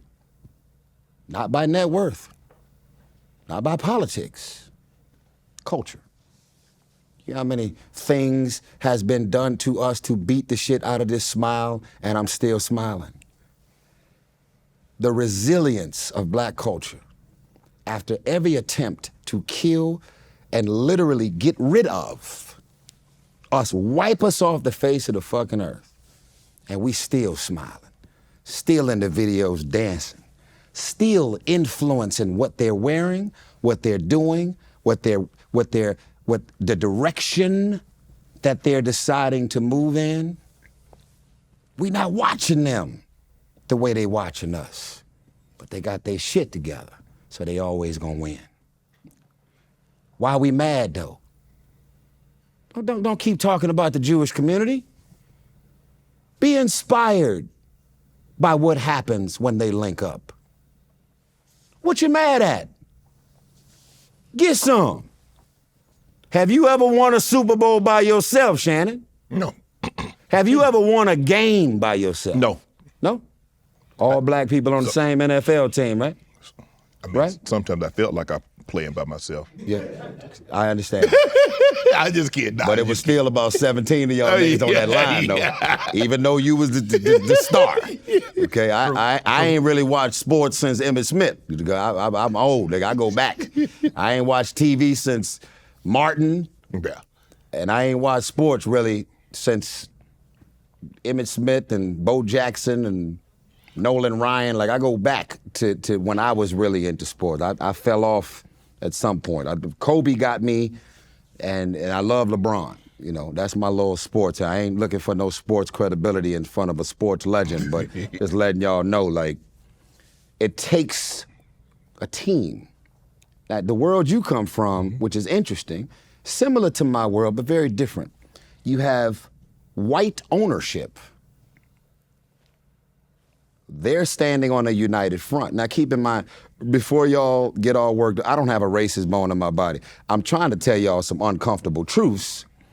And these truths might be uncomfortable because you're like, who the man eat nigga? I'm talking to you, goofy ass, fragmented ass person.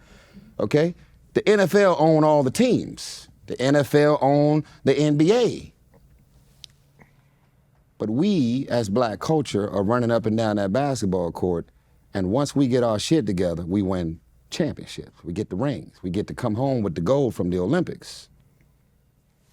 We didn't pay for our salaries. We don't own the planes that the teams are being transported on. We don't own the arenas or the stadiums. But if we as black culture, which take up the majority of black sports, if we were fragmented, we wouldn't win shit. So we come together and we get on the same, we huddle, we talk, we practice, Shannon. Yeah. We create the algorithm and we kill everything in its path for those teams that win the championship, that win the Super Bowl. There's a lot of white people on these teams as well. But we take up the majority. And yet we are the minority. We are the majority. Yeah. But we're the minority. So how, I'm asking you, all the agents, all the managers, all the lawyers in Hollywood, all the heads of all of the studios, don't keep attacking Jewish people because they got their shit together, man. Don't, all the press, the media, the news outlets and all that everybody's got this big problem with. They own it, they run it, they operate it, they control it, whatever that might be. What's the problem? You mad at a community of people that got their shit together? You had your shit together on the football field. That's why y'all won. Mm-hmm. The days y'all didn't have y'all shit together, you lost. You never won one single game by your team. You might have ran the most yards. You might have gotten the most touchdowns. You might have took over all the highlight reels. Mm-hmm. But you were still on that football team with your whole squad. Would you agree? I'd agree. Okay, so guess what? Go out there and try and fly solo all you want. You ain't gonna get shit. So why get mad at them for having their shit together? How do we convince our community to stop this sniping? Because someone might have more than you, that doesn't necessarily mean they think they're better than you. And so that jealousy ain't gonna go away anytime soon. Well, then how do we win, Tyrese? Well, we win by doing interviews like this to point out the obvious. Because you don't know what you don't know. You don't know that you've lost way too much sleep over somebody else's dream. What the fuck is the problem? This is Club Shay Shay. If you want to be Club Tay Tay, nigga, go figure it out. You want to be Club Ray Ray? You want to be something that's got to be something? Go figure that shit out. Shay, I love you. I just met you, right? Right. Hear me. As a black man talking to a black man, there is literally, this is gonna make some of y'all so uncomfortable, there is literally nothing about your success, your handsome, your muscles, your career, anything that you're doing. There is nothing about who you are, what you've done, what you've achieved, and what God is doing, has done, and about to do that will ever have me losing sleep at night, my brother. Nor should it. It does for a lot of people. Because my thing is, Tyrese. That's why they in your comments talking shit about your life. They want them Katt Williams numbers so bad. That's what it's. They want them numbers. Even your racist ass old co-host, whoever he is, where is he? You got that oil on you, bruh. That oil is uncomfortable, Shay. But let me ask you this. And that orange backpack, but you know. You like that? You like that? I mean. Let somebody else put that orange ugly. That bag is ugly, by the way. No, it ain't. Well, actually, it's all right. Yeah. But let somebody else put that thing on. They're not gonna go viral. Let somebody else. Fat Joe had it on. 2 Chainz got it. There are a lot of guys got it. That's right. And Stephon Diggs got one. And there's a lot of niggas that interviewed Katt Williams before you, and a lot of niggas tried to milk. Oh, y'all don't want me to say that shit. Why did y'all interview Katt Williams after Shay Shay? Y'all want them numbers, but y'all not gonna get them numbers. That shit is uncomfortable. If it's about an interview and him being raw and unfiltered and telling people how he feel about what he see and what he feel and what his truth is, why didn't nobody else do the numbers? Because they ain't got that oil on them. Their name ain't Shannon, and them niggas definitely ain't Sharpe. I'm gonna walk out of this. Come on, man. I believe it because so now you Oprah? No. I'm sorry, Oprah with an F? Now you Oprah? Because here's the thing. Why you doing Oprah numbers, Shannon? Because God. Why Gayle King ain't doing these numbers after she interviewed Katt? Oil. Favor ain't fair, my brother. You can't explain it, Shannon. I can't.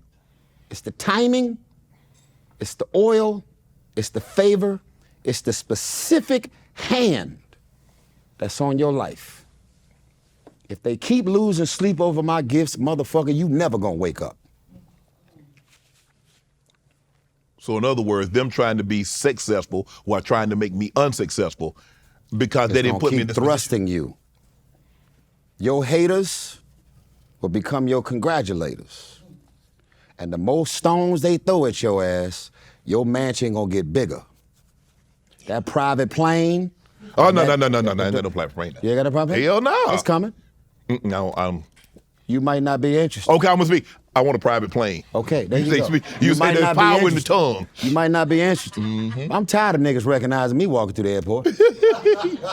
I'm tired of wearing masks and having to hide. I'm tired of these motherfuckers canceling flights, and I want to know my pilot by his first name. I want to send a nigga some gifts, because I like him. Well, you better go get Delta one of private suites. No, man, fuck that.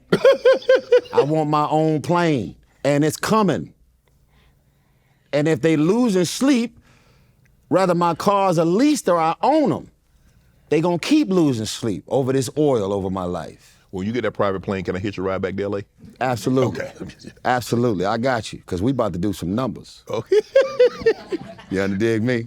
I know what this is. Tyrese, I read when you said Terrence Howard took a lot of your roles because he's light-skinned, black man with green eyes. Here you go with some controversy. That's bullshit. What role he take from you? That's a misunderstanding, and now this is algorithm, Shannon. You said it. I'm sharp as a motherfucking nail. Moving on. I never said that. You twisted my words. Okay, I got no problem with that light-skinned man. I ain't clearing up shit. Because I'm not talking about that black man, and I don't want my words to be twisted and misunderstood. That man did not take one role from me. I said specifically that long before it was cool to be blue black in Hollywood, yes, everybody light-skinned or on the spectrum, yes, had way more opportunities going towards them than us. Yeah, light-skinned used to be in. I never said he took one specific role for me. They never said Tyrese or Terrence. Okay. They twisted my word. Didn't you just sit here and talk about niggas twisting words? No, I say they lied. I ain't no twisting words. They lied. They lied about what? Me. Oh, okay. Oh, he only likes this. Oh, he did that. Somebody said. Well, who's that somebody that's been in my circle? I don't know. Bucket ain't said it. Who is Bucket? My homeboy over there for 40 years. What's up, Bucket? What up, man? My nigga. So that's the thing. But that's the thing, the line. You said something very interesting. You said dating publicly, you put all this stuff on social media. Mm-hmm. If you had to do it over again, would you live your life publicly on social media? Absolutely. I don't live in regret, bro. You have no regret? None. None. No, sir. Whatever this life wants to dish out on me, mm-hmm. it prunes me into something else. When it fucks me up, changes me into something. I don't like problems, but what was I supposed to learn from this problem? I don't like being broke, but do you have a problem? See, some niggas think I wanted to sing and become successful and get out the hood. I became successful because I was tired of feeling stuck, broke, lonely, fucked up. My mama made us play retarded, bruh, and go to the Social Security building to get Social Security checks. Man, you been scheming a long time, Tyrese. Damn. My mama had. Nah, ain't no mama. You flooded the house. You ran in the building. You pretended like you was in the same classroom, K through 12. Had 2 naps. No offense with the word cookies. retarded. That kind of just slipped out. It flowed out. I'm sorry. My mama made them people believe that I was on the spectrum. And we started collecting insurance money every month. And me and my brother, that was my first performance. That was my first motherfucking role. Shit, I got that bag. My mama gave me, that was the first high five she ever gave me. You played the shit out of that role. Man, you in the people office walking backwards. What happened? You in the people office walking backwards. Man, Tyrese, you been acting for 45 years, man. Damn.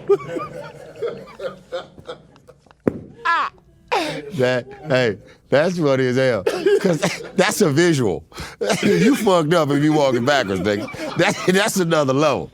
God damn, nigga, you walking in reverse? You committed. Let me ask you this. Oh shit. Social media.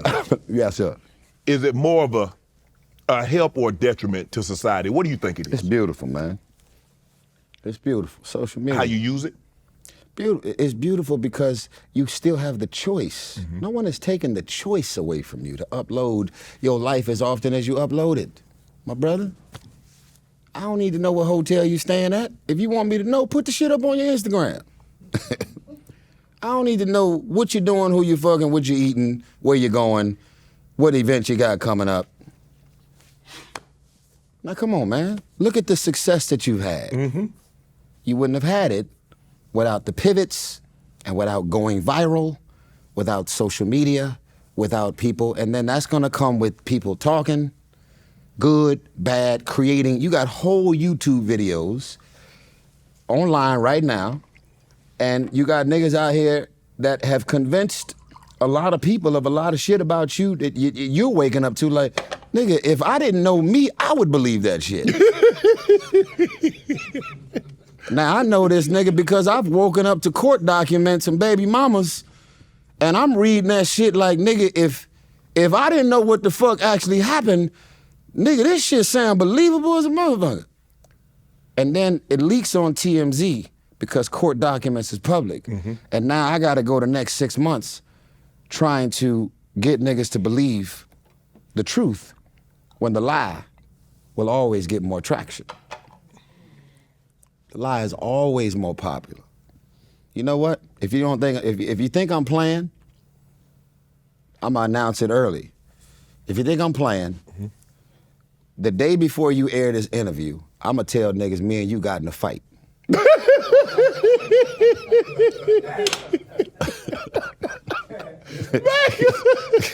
Fuck that nigga.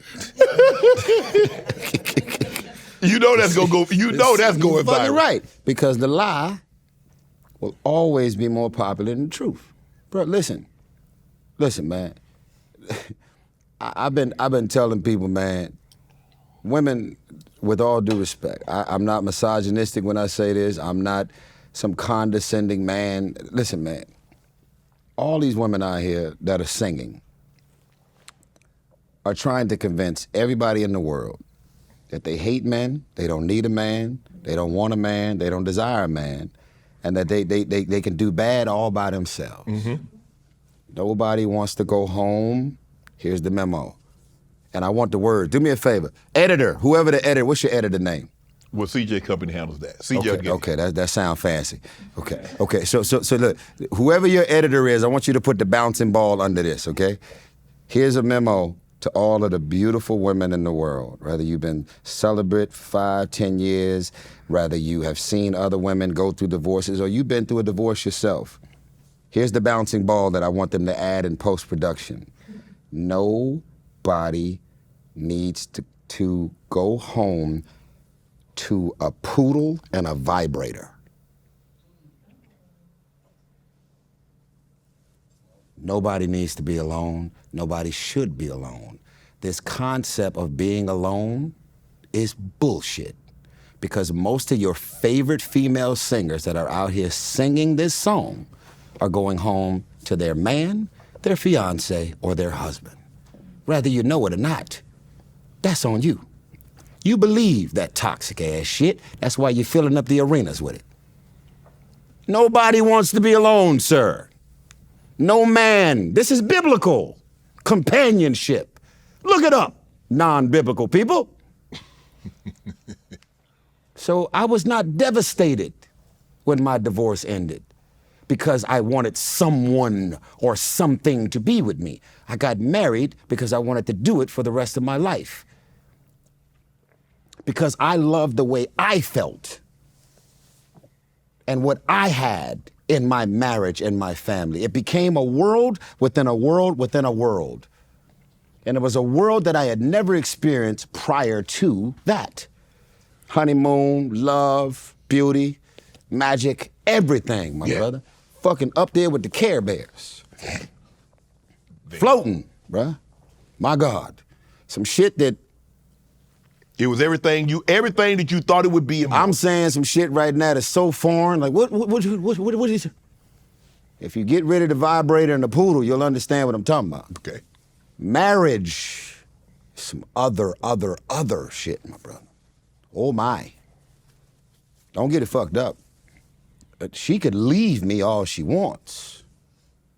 I was devastated and crushed. Specifically, I let God down. You see? I didn't promise her anything.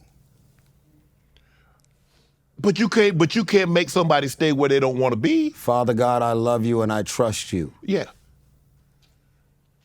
Through thick and thin, sickness and health, for better, for worse, till death do us part, along with all the other words. That's not God's opinion. That is the word of God. I gave God my word, and neither one of us are dead. So where the fuck are you at? See, I'm thinking that what's gonna happen?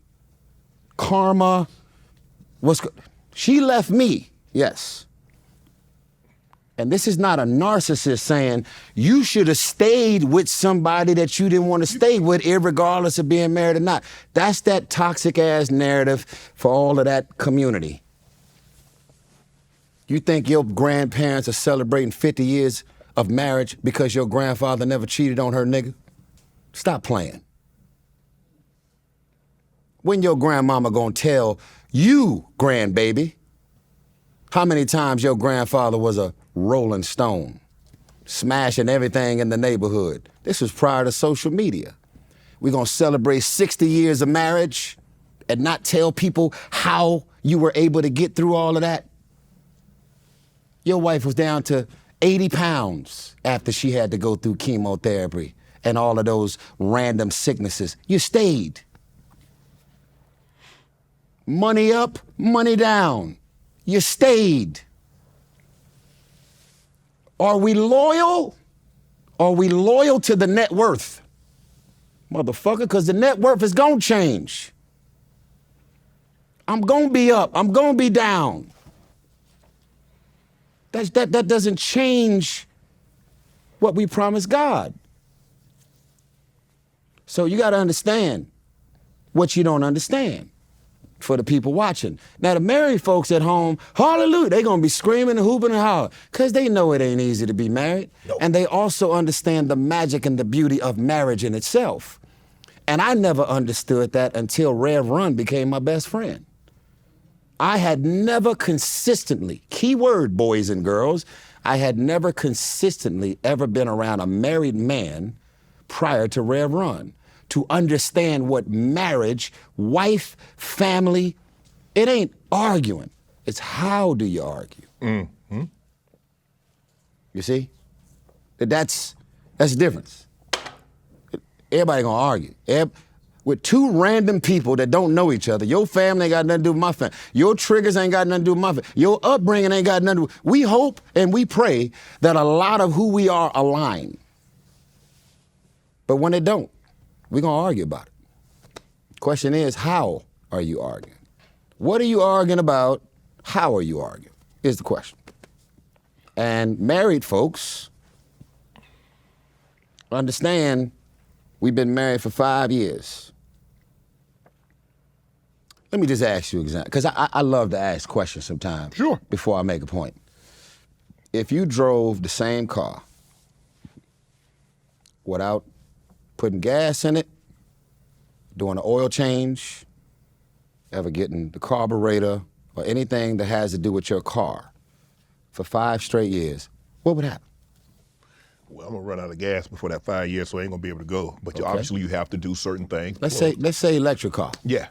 That gets you gotta get it serviced. Let's go 2025, Yeah. right? If you have an electric car that gets recharged without you ever having to plug up, will you be able to be in this physical car for 5 straight years without getting something done? No. You got to get tires changed. You got to get the brake pads, right? Plugs, yeah. Okay, that's what marriage is. It is a work in progress. And everybody on Instagram, what's fucked up is y'all are robbing people of knowing how challenging marriages are. Because you ain't uploading the challenges. You just uploading all the glossy, happy shit. Yeah. You want to be couples goals. Be couples goals all you want. Because people are still going to be inspired by you even if they know how challenging your marriage has been. But most of the people will never know. I ain't talked to my wife in 3 weeks. Because we keep arguing about this shit and I'm fucking exhausted. And yeah, we live in the same house, but she over there and I'm over here. We don't eat together, we don't talk together, we ain't touch each other, we ain't flirting, we ain't together, we ain't this and that. That ain't me. I'm talking about people will never upload that. So what they upload is when they finally start getting along again. So it makes the whole world believe the lie. They've been happy all this time. The lie is more important than people telling the truth. Now, the truth is uncomfortable. Nobody is as open as me. You know, this is why my manager don't like doing interviews like this. Because, oh shit. You gonna be too honest. I'm always, you know. That's why I do what I do. I post the way I post. I live my life. You can Google it for the lifetime of you. I have always been a man who prides himself in walking, living, and breathing, not the truth. The truth is your perception of what the truth is. My truth. I will never play victim. I will never lie. I will never make sure that you like me versus like her or like them, because they gonna steal they gonna like who they like, goofy ass nigga. You could write the longest caption in the world, they gonna still fuck with who they fuck with. You'll never be able to get your worst enemy to ever not be an enemy. You can have veins coming out your neck, the biggest voice ever. They ain't fucking with you, bro. Are you okay with that? And if you want everybody to like you, Shannon, be ice cream. I don't know too many niggas who got a problem with ice cream. I know they trying to go dairy. Yeah, they trying to go eco-friendly on the ice cream, but nigga, ain't nothing like some motherfucker dairy in the ice cream. You mentioned that when you got married, you was like, this is forever. You made a promise before God. Mm-hmm. When your marriage ended, was that the most pain you'd ever felt? Yes, because nobody has ever mattered. And I've never allowed anyone to matter as much as my marriage mattered. I've also never gave anyone so much of myself ever. And I know you hear a lot of women say that, but us as men, I want to just, this is going to be controversial, but I have to say it. To all the ladies, you've been ready to get married since elementary. Us as men, our penis belongs to everybody. And that's what we get love for. That's what we get respect for. That's what the homies love you in the locker room for, because we out here going big. And our numbers that we putting up on the board, and who we smashing, and how many we smashing, how often we smashing, and how many we smashing at one time, we get love for that. Women call women hoes. We ain't gotta do it. When you overly promiscuous, women attack women. I ain't finna attack you because you knocked down 5 last week because you hot in these Shannon Sharpe streets. Fuck you mean? I see black ass Ocho sitting over here. That's my nigga right there. Ocho been hot in these motherfucking streets just like me, nigga, dark skinned community, knocking them down. Yeah. And I'm sure we done knocked down a couple of them that we knew together. That's what I'm talking about. How you losing sleep over what another man out here doing? That 50-year-old nigga still in the club for a reason. He ain't done. He trying to knock him down. He trying to knock down every bad bitch on human feet. That's the narrative. Now, y'all are ready to get married because you've been sold on the dream. You've been sold on the fantasy. You've been sold on the white picket fence and the horse and finding your man's man and riding to the motherfucking sunset. That is the fantasy. That is the Disney picture. Find any real men as a kid that's sitting up watching Cinderella movies. No fucking Cinderella movie on my TV when I was in the hood, nigga. Shit. Which means I was robbed of the fantasy. There ain't no Prince Charming on my TV. I wasn't watching them cartoons. I'm watching He-Man, nigga. We'll get you out on this co-parenting. How difficult is it to Wait, hold on. If we about to wrap up, yeah, I want to talk about Beautiful Pain. Okay, well, let's talk about it then. Yeah, please. Let me get Beautiful Pain, with all these old niggas y'all got watching this show, they gonna have to buy this grown-ass album. You got the cover? You want to get the cover? What happened? No, Yeah, you want to get the praise cover, God. right? Yeah, we gonna get into that.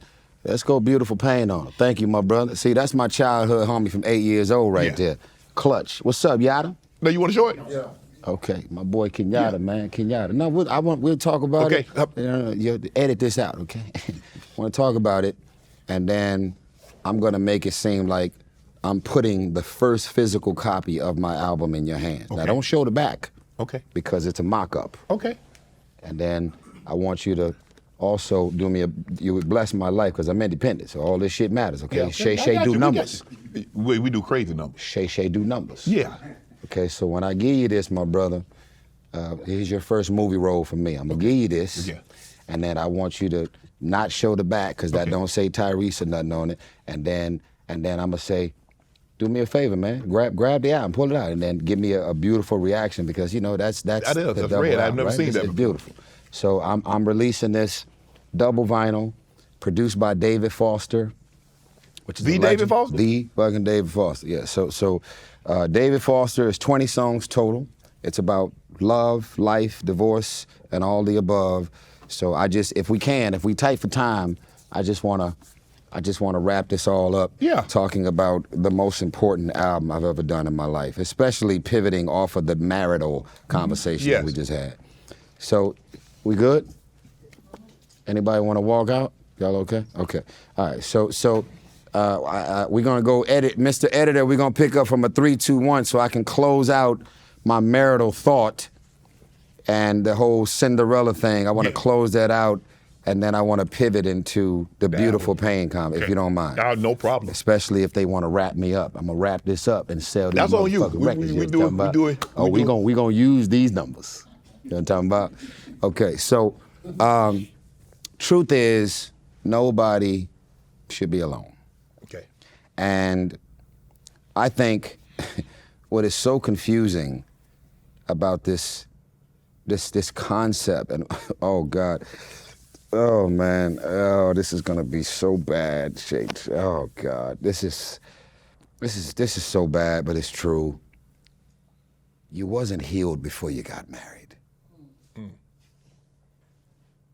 You wasn't healed before your boyfriend, before your girlfriend. You wasn't healed before you got engaged. You're not healed even if you've been married for 20 years. How many times has your wife wiped your tears? Married men, how many times has your wife wiped your tears when you start talking about your childhood traumas? Why are you married if you're not supposed to be married until you're healed? Do yourself a favor and do some therapy and understand that it's not in everybody's cards to be alone. Don't independence your way into loneliness. And because you're alone doesn't mean you're lonely. Right. Because people do really well by themselves. I love being alone. I love spending time alone. When it comes to me having some in my life, I understand specifically the value in companionship. That man that's at your job flirting with you every day, why you won't let him take you to lunch and dinner? That don't mean you gotta give him some pussy. You're an adult. Right. You know how to say no. A man can be in hot pursuit of you for 6 months before you finally have sex with him, because that's what adults do, right? We're adults. So I, as a man who had been out dirt diggler, living my best life, like most men, okay? We are not ready to get married. Not all. I don't want to generalize. Women are always ready to get married. They've been ready to get married since Cinderella. Us as men are not ready to get married, and nothing about the concept of us getting married is introduced to any of us, because that's not our narrative, that's not our dialogue, that's not the sensitivities in and around the locker room talk, the R&B talk, the hip hop talk. It's knock 'em down every single day, knock 'em down, knock 'em down. Rev Run, Jay-Z, they all normalized hip hop, marriage, introduced it. Fat Joe, keep going. There's a few, DJ Khaled. Mm-hmm. They've all normalized the energy in and around being a hip hop rapper and literally being about family and marriage. I want to say, I could be wrong, but Rev Run was one of the first. Yes. Okay? Long before we fell in love with Bill Cosby, I'm not talking about what he's accused of or what he dealt with or dealing with. Rev Run slapped that collar on and he said to the whole world, this is what real love looks like. Not the records I sold, not the hip hop, and not the arenas I'm selling out. And not how much I mean to you rappers. True wealth is this right here. Jay-Z understands that. Beyonce understands that. That's what I am proud to say. I attempted and I went all out. So everything about my marriage ending, it was devastating for me because, like most men, we go above and beyond to keep living our best life and partially committing to everything and everybody. We're giving it all away. Right. And everything about the love and the props that we get from giving it all away is us being men. Like, you can't be mad at me that me and all my niggas normalize getting this pussy. You can't be mad at me that we up in here giving each other high fives and talking about, you know, and the thing is, sometimes we can get jealous, right? Yeah. But for the most part, if me and you knock down the same cheerleader and we playing on the same team, nigga, we gonna talk about it. Nigga, this sheet. Yeah, cheerleaders was off limits to us. We couldn't mess with the cheerleaders. Shannon, if you don't get the fuck out of here. I'm just saying we could. Tyrese, I'm just saying. Wait, hold on. We are past what is the, Statute of limitations. Nigga, you better bring that motherfucking glass over and stop playing with me. Cheerleaders is off limits. Who the fuck is he talking to? I tell you, politically correct was a person in a gray t-shirt. God damn. We are past the statute of limitation. No one is hiring you to play on any teams, nigga. You gonna be all right. I know you and Ocho that knocked down a couple cheerleaders. I'm way older than Ocho. Ocho about to get married, so you know. I'm talking about Ocho past. I'm not talking about his current, all right? I'm talking about, it ain't no way in hell, nigga. We out here not knocking down them cheerleaders. When you looking at them leg muscles every day, the fuck you talking about? Tell us anyway, about the thing is, us as men, they say men are for men, women for all this so different, you know. Listen, man, truth be told, the reason why, hear me, thank you, Jesus. The reason why, in my opinion, this is my truth, the reason why everything about us getting married is always so much harder if it comes to an end It's because most of us as men, we are wired to never do that. They've been ready to do it since they was 2, bruh. We are wired to never commit. That's uncomfortable. Mm-hmm. You are with a man, you are married to a man right now who might not be thinking about you when he has sex with you. Damn. Because we are wired to be thinking about all of them. What if she ain't thinking about him? What happened? What if she ain't thinking about him? I'm sure she ain't. Especially if the nigga wears size 3. Especially if the nigga wears size 3. Listen, Tyrese, you got to slide. You slumped out of the chair on that one. No. Listen, man. I'm not gonna put this all on the man. I'm just letting you know that we are wired very, very differently, my brother. We're very different. And so, me getting married,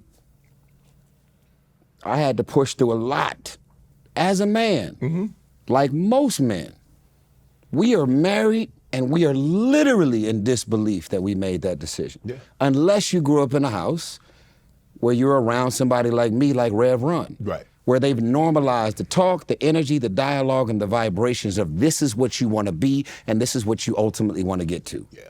That is not normal, my brother. Most of us are single. Most of us grew up in single household with single mothers and single. So where does commitment, companionship, engagement, and marriage come in? Single mother, single this, single that, singular, solo, flying alone, me, my, and then you are spreading yourself out to everything and everybody. So at the end of the day, yes, beautiful pain. Let me get the album. Let me see the album. Oh. Show the cover. What if I told you this is the first physical copy? I would let that's unbelievable that it's on Club Shay Shay. I got the first physical copy. It's the first copy. Let me see it. Let me hold it. Let me do it. I just gave you my heart, okay? That's my heart in that album. Look at this. Can y'all see this? Nah, but this is what makes it special. Look at this. Oh. You see that cover? You see that cover? I see a flower. I see a heart that's shattered. Beautifully broken. In 1,000 pieces. Mm-hmm. That's what happens. What's on this album? That's what happens when a man finally says yes. This is what happens when a woman finally says yes. Says yes to marriage, says yes to commitment, says yes to taking the full journey, says yes to kids. That album has 20 songs on it. All of the vulnerabilities. All of the things that most men are very uncomfortable with singing about, talking about. See, they attack us for not speaking and not communicating. And then when you do talk, you get attacked for that too. I put it all on that album. We got songs on that album where I'm posing questions like, I know you filed for divorce. I know I'm still over here fucked up about it, because the healing journey is never ending. If Bishop T.D. Jakes' soul knows Jesus Christ, he should be in heaven by now. We are all still in the process of figuring it out. You can quote 500 scriptures from the Bible, but if you know Jesus better than Jesus, then you might as well go on home. It is a never-ending journey to heal. It is a never-ending journey to keep pushing through the stuff and hoping that you can find a smile at the end of that rainbow. That is the most important thing I've ever done. And I can tell you right now, I finished it. It's coming out on Friday, August 30th. I'm dropping this album on the same day that I'm dropping 1992, the movie. And I have never done, this is me, I've never done anything more important in my life. Like, I can't believe it's mine. Can't believe these are my feelings, my sentiments, my vulnerabilities. If you ask me, I have, where's my red beanie at? Can somebody get my red beanie? Because I gotta go ahead and remind y'all. So first of all, if y'all asking why I got on a red beanie, black and gold, motherfucker, Zoom in on that right there. You know what I'm talking about? The swag is up. You know, black folks got to coordinate. Anyway, so I was saying that if you ask me, my brother, I've been living in the year 1968 for the last 3 years, working on that right there. Okay? Now, this might sound strange, but I'm going to tell you how real this is for me. I'm a very specific and visual person. The clubs that I've been to have been crazy. Mm-hmm. You want to know who's been in my section? Yo. Marvin Gaye. Man, he said some shit last night that was so crazy. We was at the table dying laugh. Marvin funny as a motherfucker, man. He crazy. Donny Hathaway pulled up last night. Man, Billie Holiday, Frankie Beverly and Maze, Luther was there, Michael Jackson was there. Still can't believe they let that little nigga in the club. He still looks like a kid. Did you see the pivot? Mm-hmm. That's where I've been in my mind. I don't even know who the fuck Lil Tay Tay is. I don't know nothing about no YouTube. I don't know nothing about iTunes. I don't know nothing about nothing. I have been in the world of beautiful pain, tapping into songs in the key of life and all of the icons and legends that my mama, rest in peace. R&B soul music in my house was the soundtrack to her alcoholism. Yeah. I love R&B soul music. But all these R&B niggas from that era had my mama drunk as a motherfucker. I don't even think my mama would have drunk as much as she drunk on her own if she had just sat there and said, let me just have a couple. But you put that thing on in that background, that Marvin Gaye, that Teddy Pendergrass, that Luther, the OJs, Donny Hathaway, the soundtrack of your addiction. That's where my brain was at. And that's why Beautiful Pain, produced by my brother Brandon Bam Hodge, and executive produced by someone who came out of retirement to do this, David Foster. Wow. Let me give you a couple names that's gonna put the kids to sleep. Can we put the kids to sleep real quick? Sure. El DeBarge. Wow. Lenny Kravitz. Kenny G. Oh, they definitely gonna go to sleep now. Kenny G is on the album. Tamar Braxton. Every song on this album is live. Live strings. Now, here's the thing. I got songs on this album that's almost 8 minutes long. Did them niggas tell Luther Vandross to send in a radio edit? You know Luther Vandross had songs that had like 4-minute intros before the verse start. I wanna tell you, baby, the chances I've been going through, missing you. Oh, I ran out of breath because of your nose, nigga. Till you come back to me, I don't, shit. I don't, shit. I'm just playing. Anyway, listen, man. There was no such thing. Here's all the old folks, okay? I'm 45, I'm talking to grown folk. Lil Tay Tay, Lil Ray Ray, Lil JJ, all the niggas out here upload TikTok videos, painting your fingernails black and doing turquoise hair and announcing that you're homosexual, trying to fit into the community because it's gonna make you more in. I got it. If you live in a particular lifestyle, I literally don't have a racist bone, I don't discriminate. I just say do what makes you happy. But I'm gonna tell y'all, for us folks that grew up on true R&B soul music, I got some bad news for y'all. There was never Luther Vandross featuring Curtis Blow.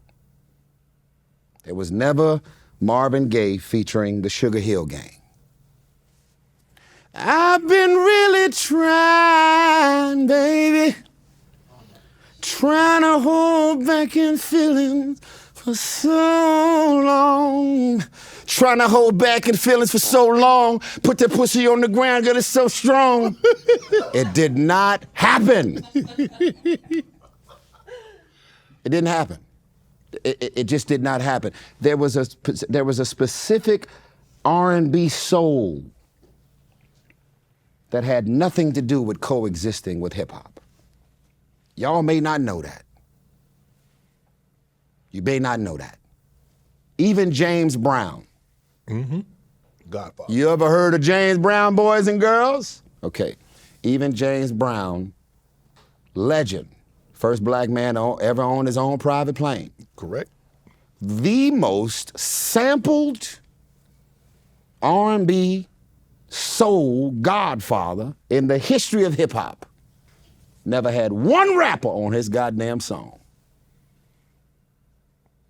Hip hop has sampled an R&B soul godfather, and yet the godfather himself never said yes to hip hop. R&B is insecure right now. They won't even play it on the radio unless it features a rapper. Until now. You're gonna have to pull them instruments out.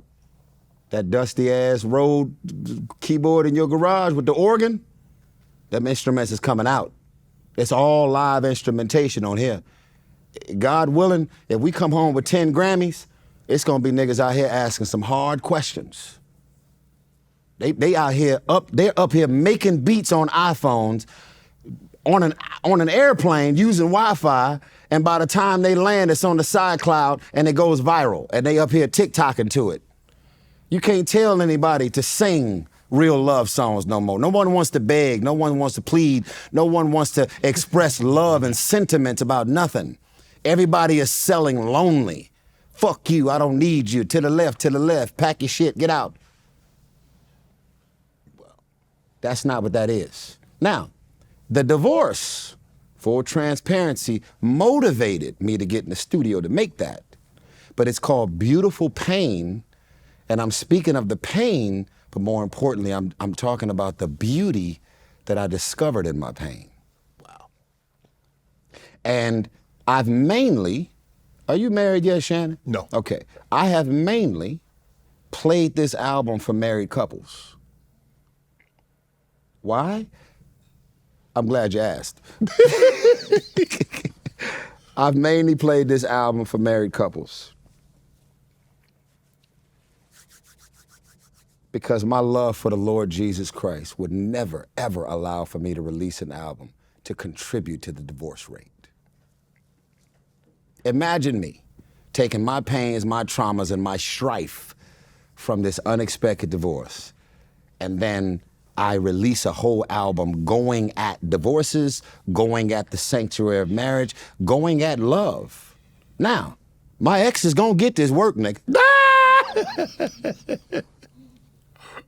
My ex is gonna get this work. There's songs like Love Transaction where I say 20,000 isn't child support. We both know just who that money for. That might make you feel a way. 20,000 ain't shit compared to what other niggas get hit with. There's people out here with 6, 7 kids. Ask them what that number is per month. This shit real. Mm-hmm. However, don't confuse my truth with the truth. That's one. And two is, why are you making me feel bad about me singing these songs and these lyrics when that's actually something I felt, and experienced? All of a sudden, when a man releases a song talking about his marriage falling apart or whatever specifics and details that come along with it, I'm misogynistic and I'm being condescending towards women. You ain't say that shit to Mary J. Blige. You ain't say that shit to Jasmine Sullivan when she said, I'm gonna bust the windows out your car. You had your ass in the arena looking for a window to bust out a car. Right? Yeah. Okay, so at the end of the day, Beautiful Pain can be ordered online exclusively at Tyrese.tv. I'm independent, Shannon. Don't edit that out. Tyrese.tv is the only place in the world you can buy Beautiful Pain. It's a double vinyl. If you skip a song, I quit. Literally, when you put the needle on the vinyl, the album starts off with the sound of vinyl. The little crackling sound, that's how the album starts, and you just let it play. Put your kids to sleep, get their homework done, tell them niggas to turn off the video game and get ready for school, because mama and daddy about to make your brother and sister. Wow.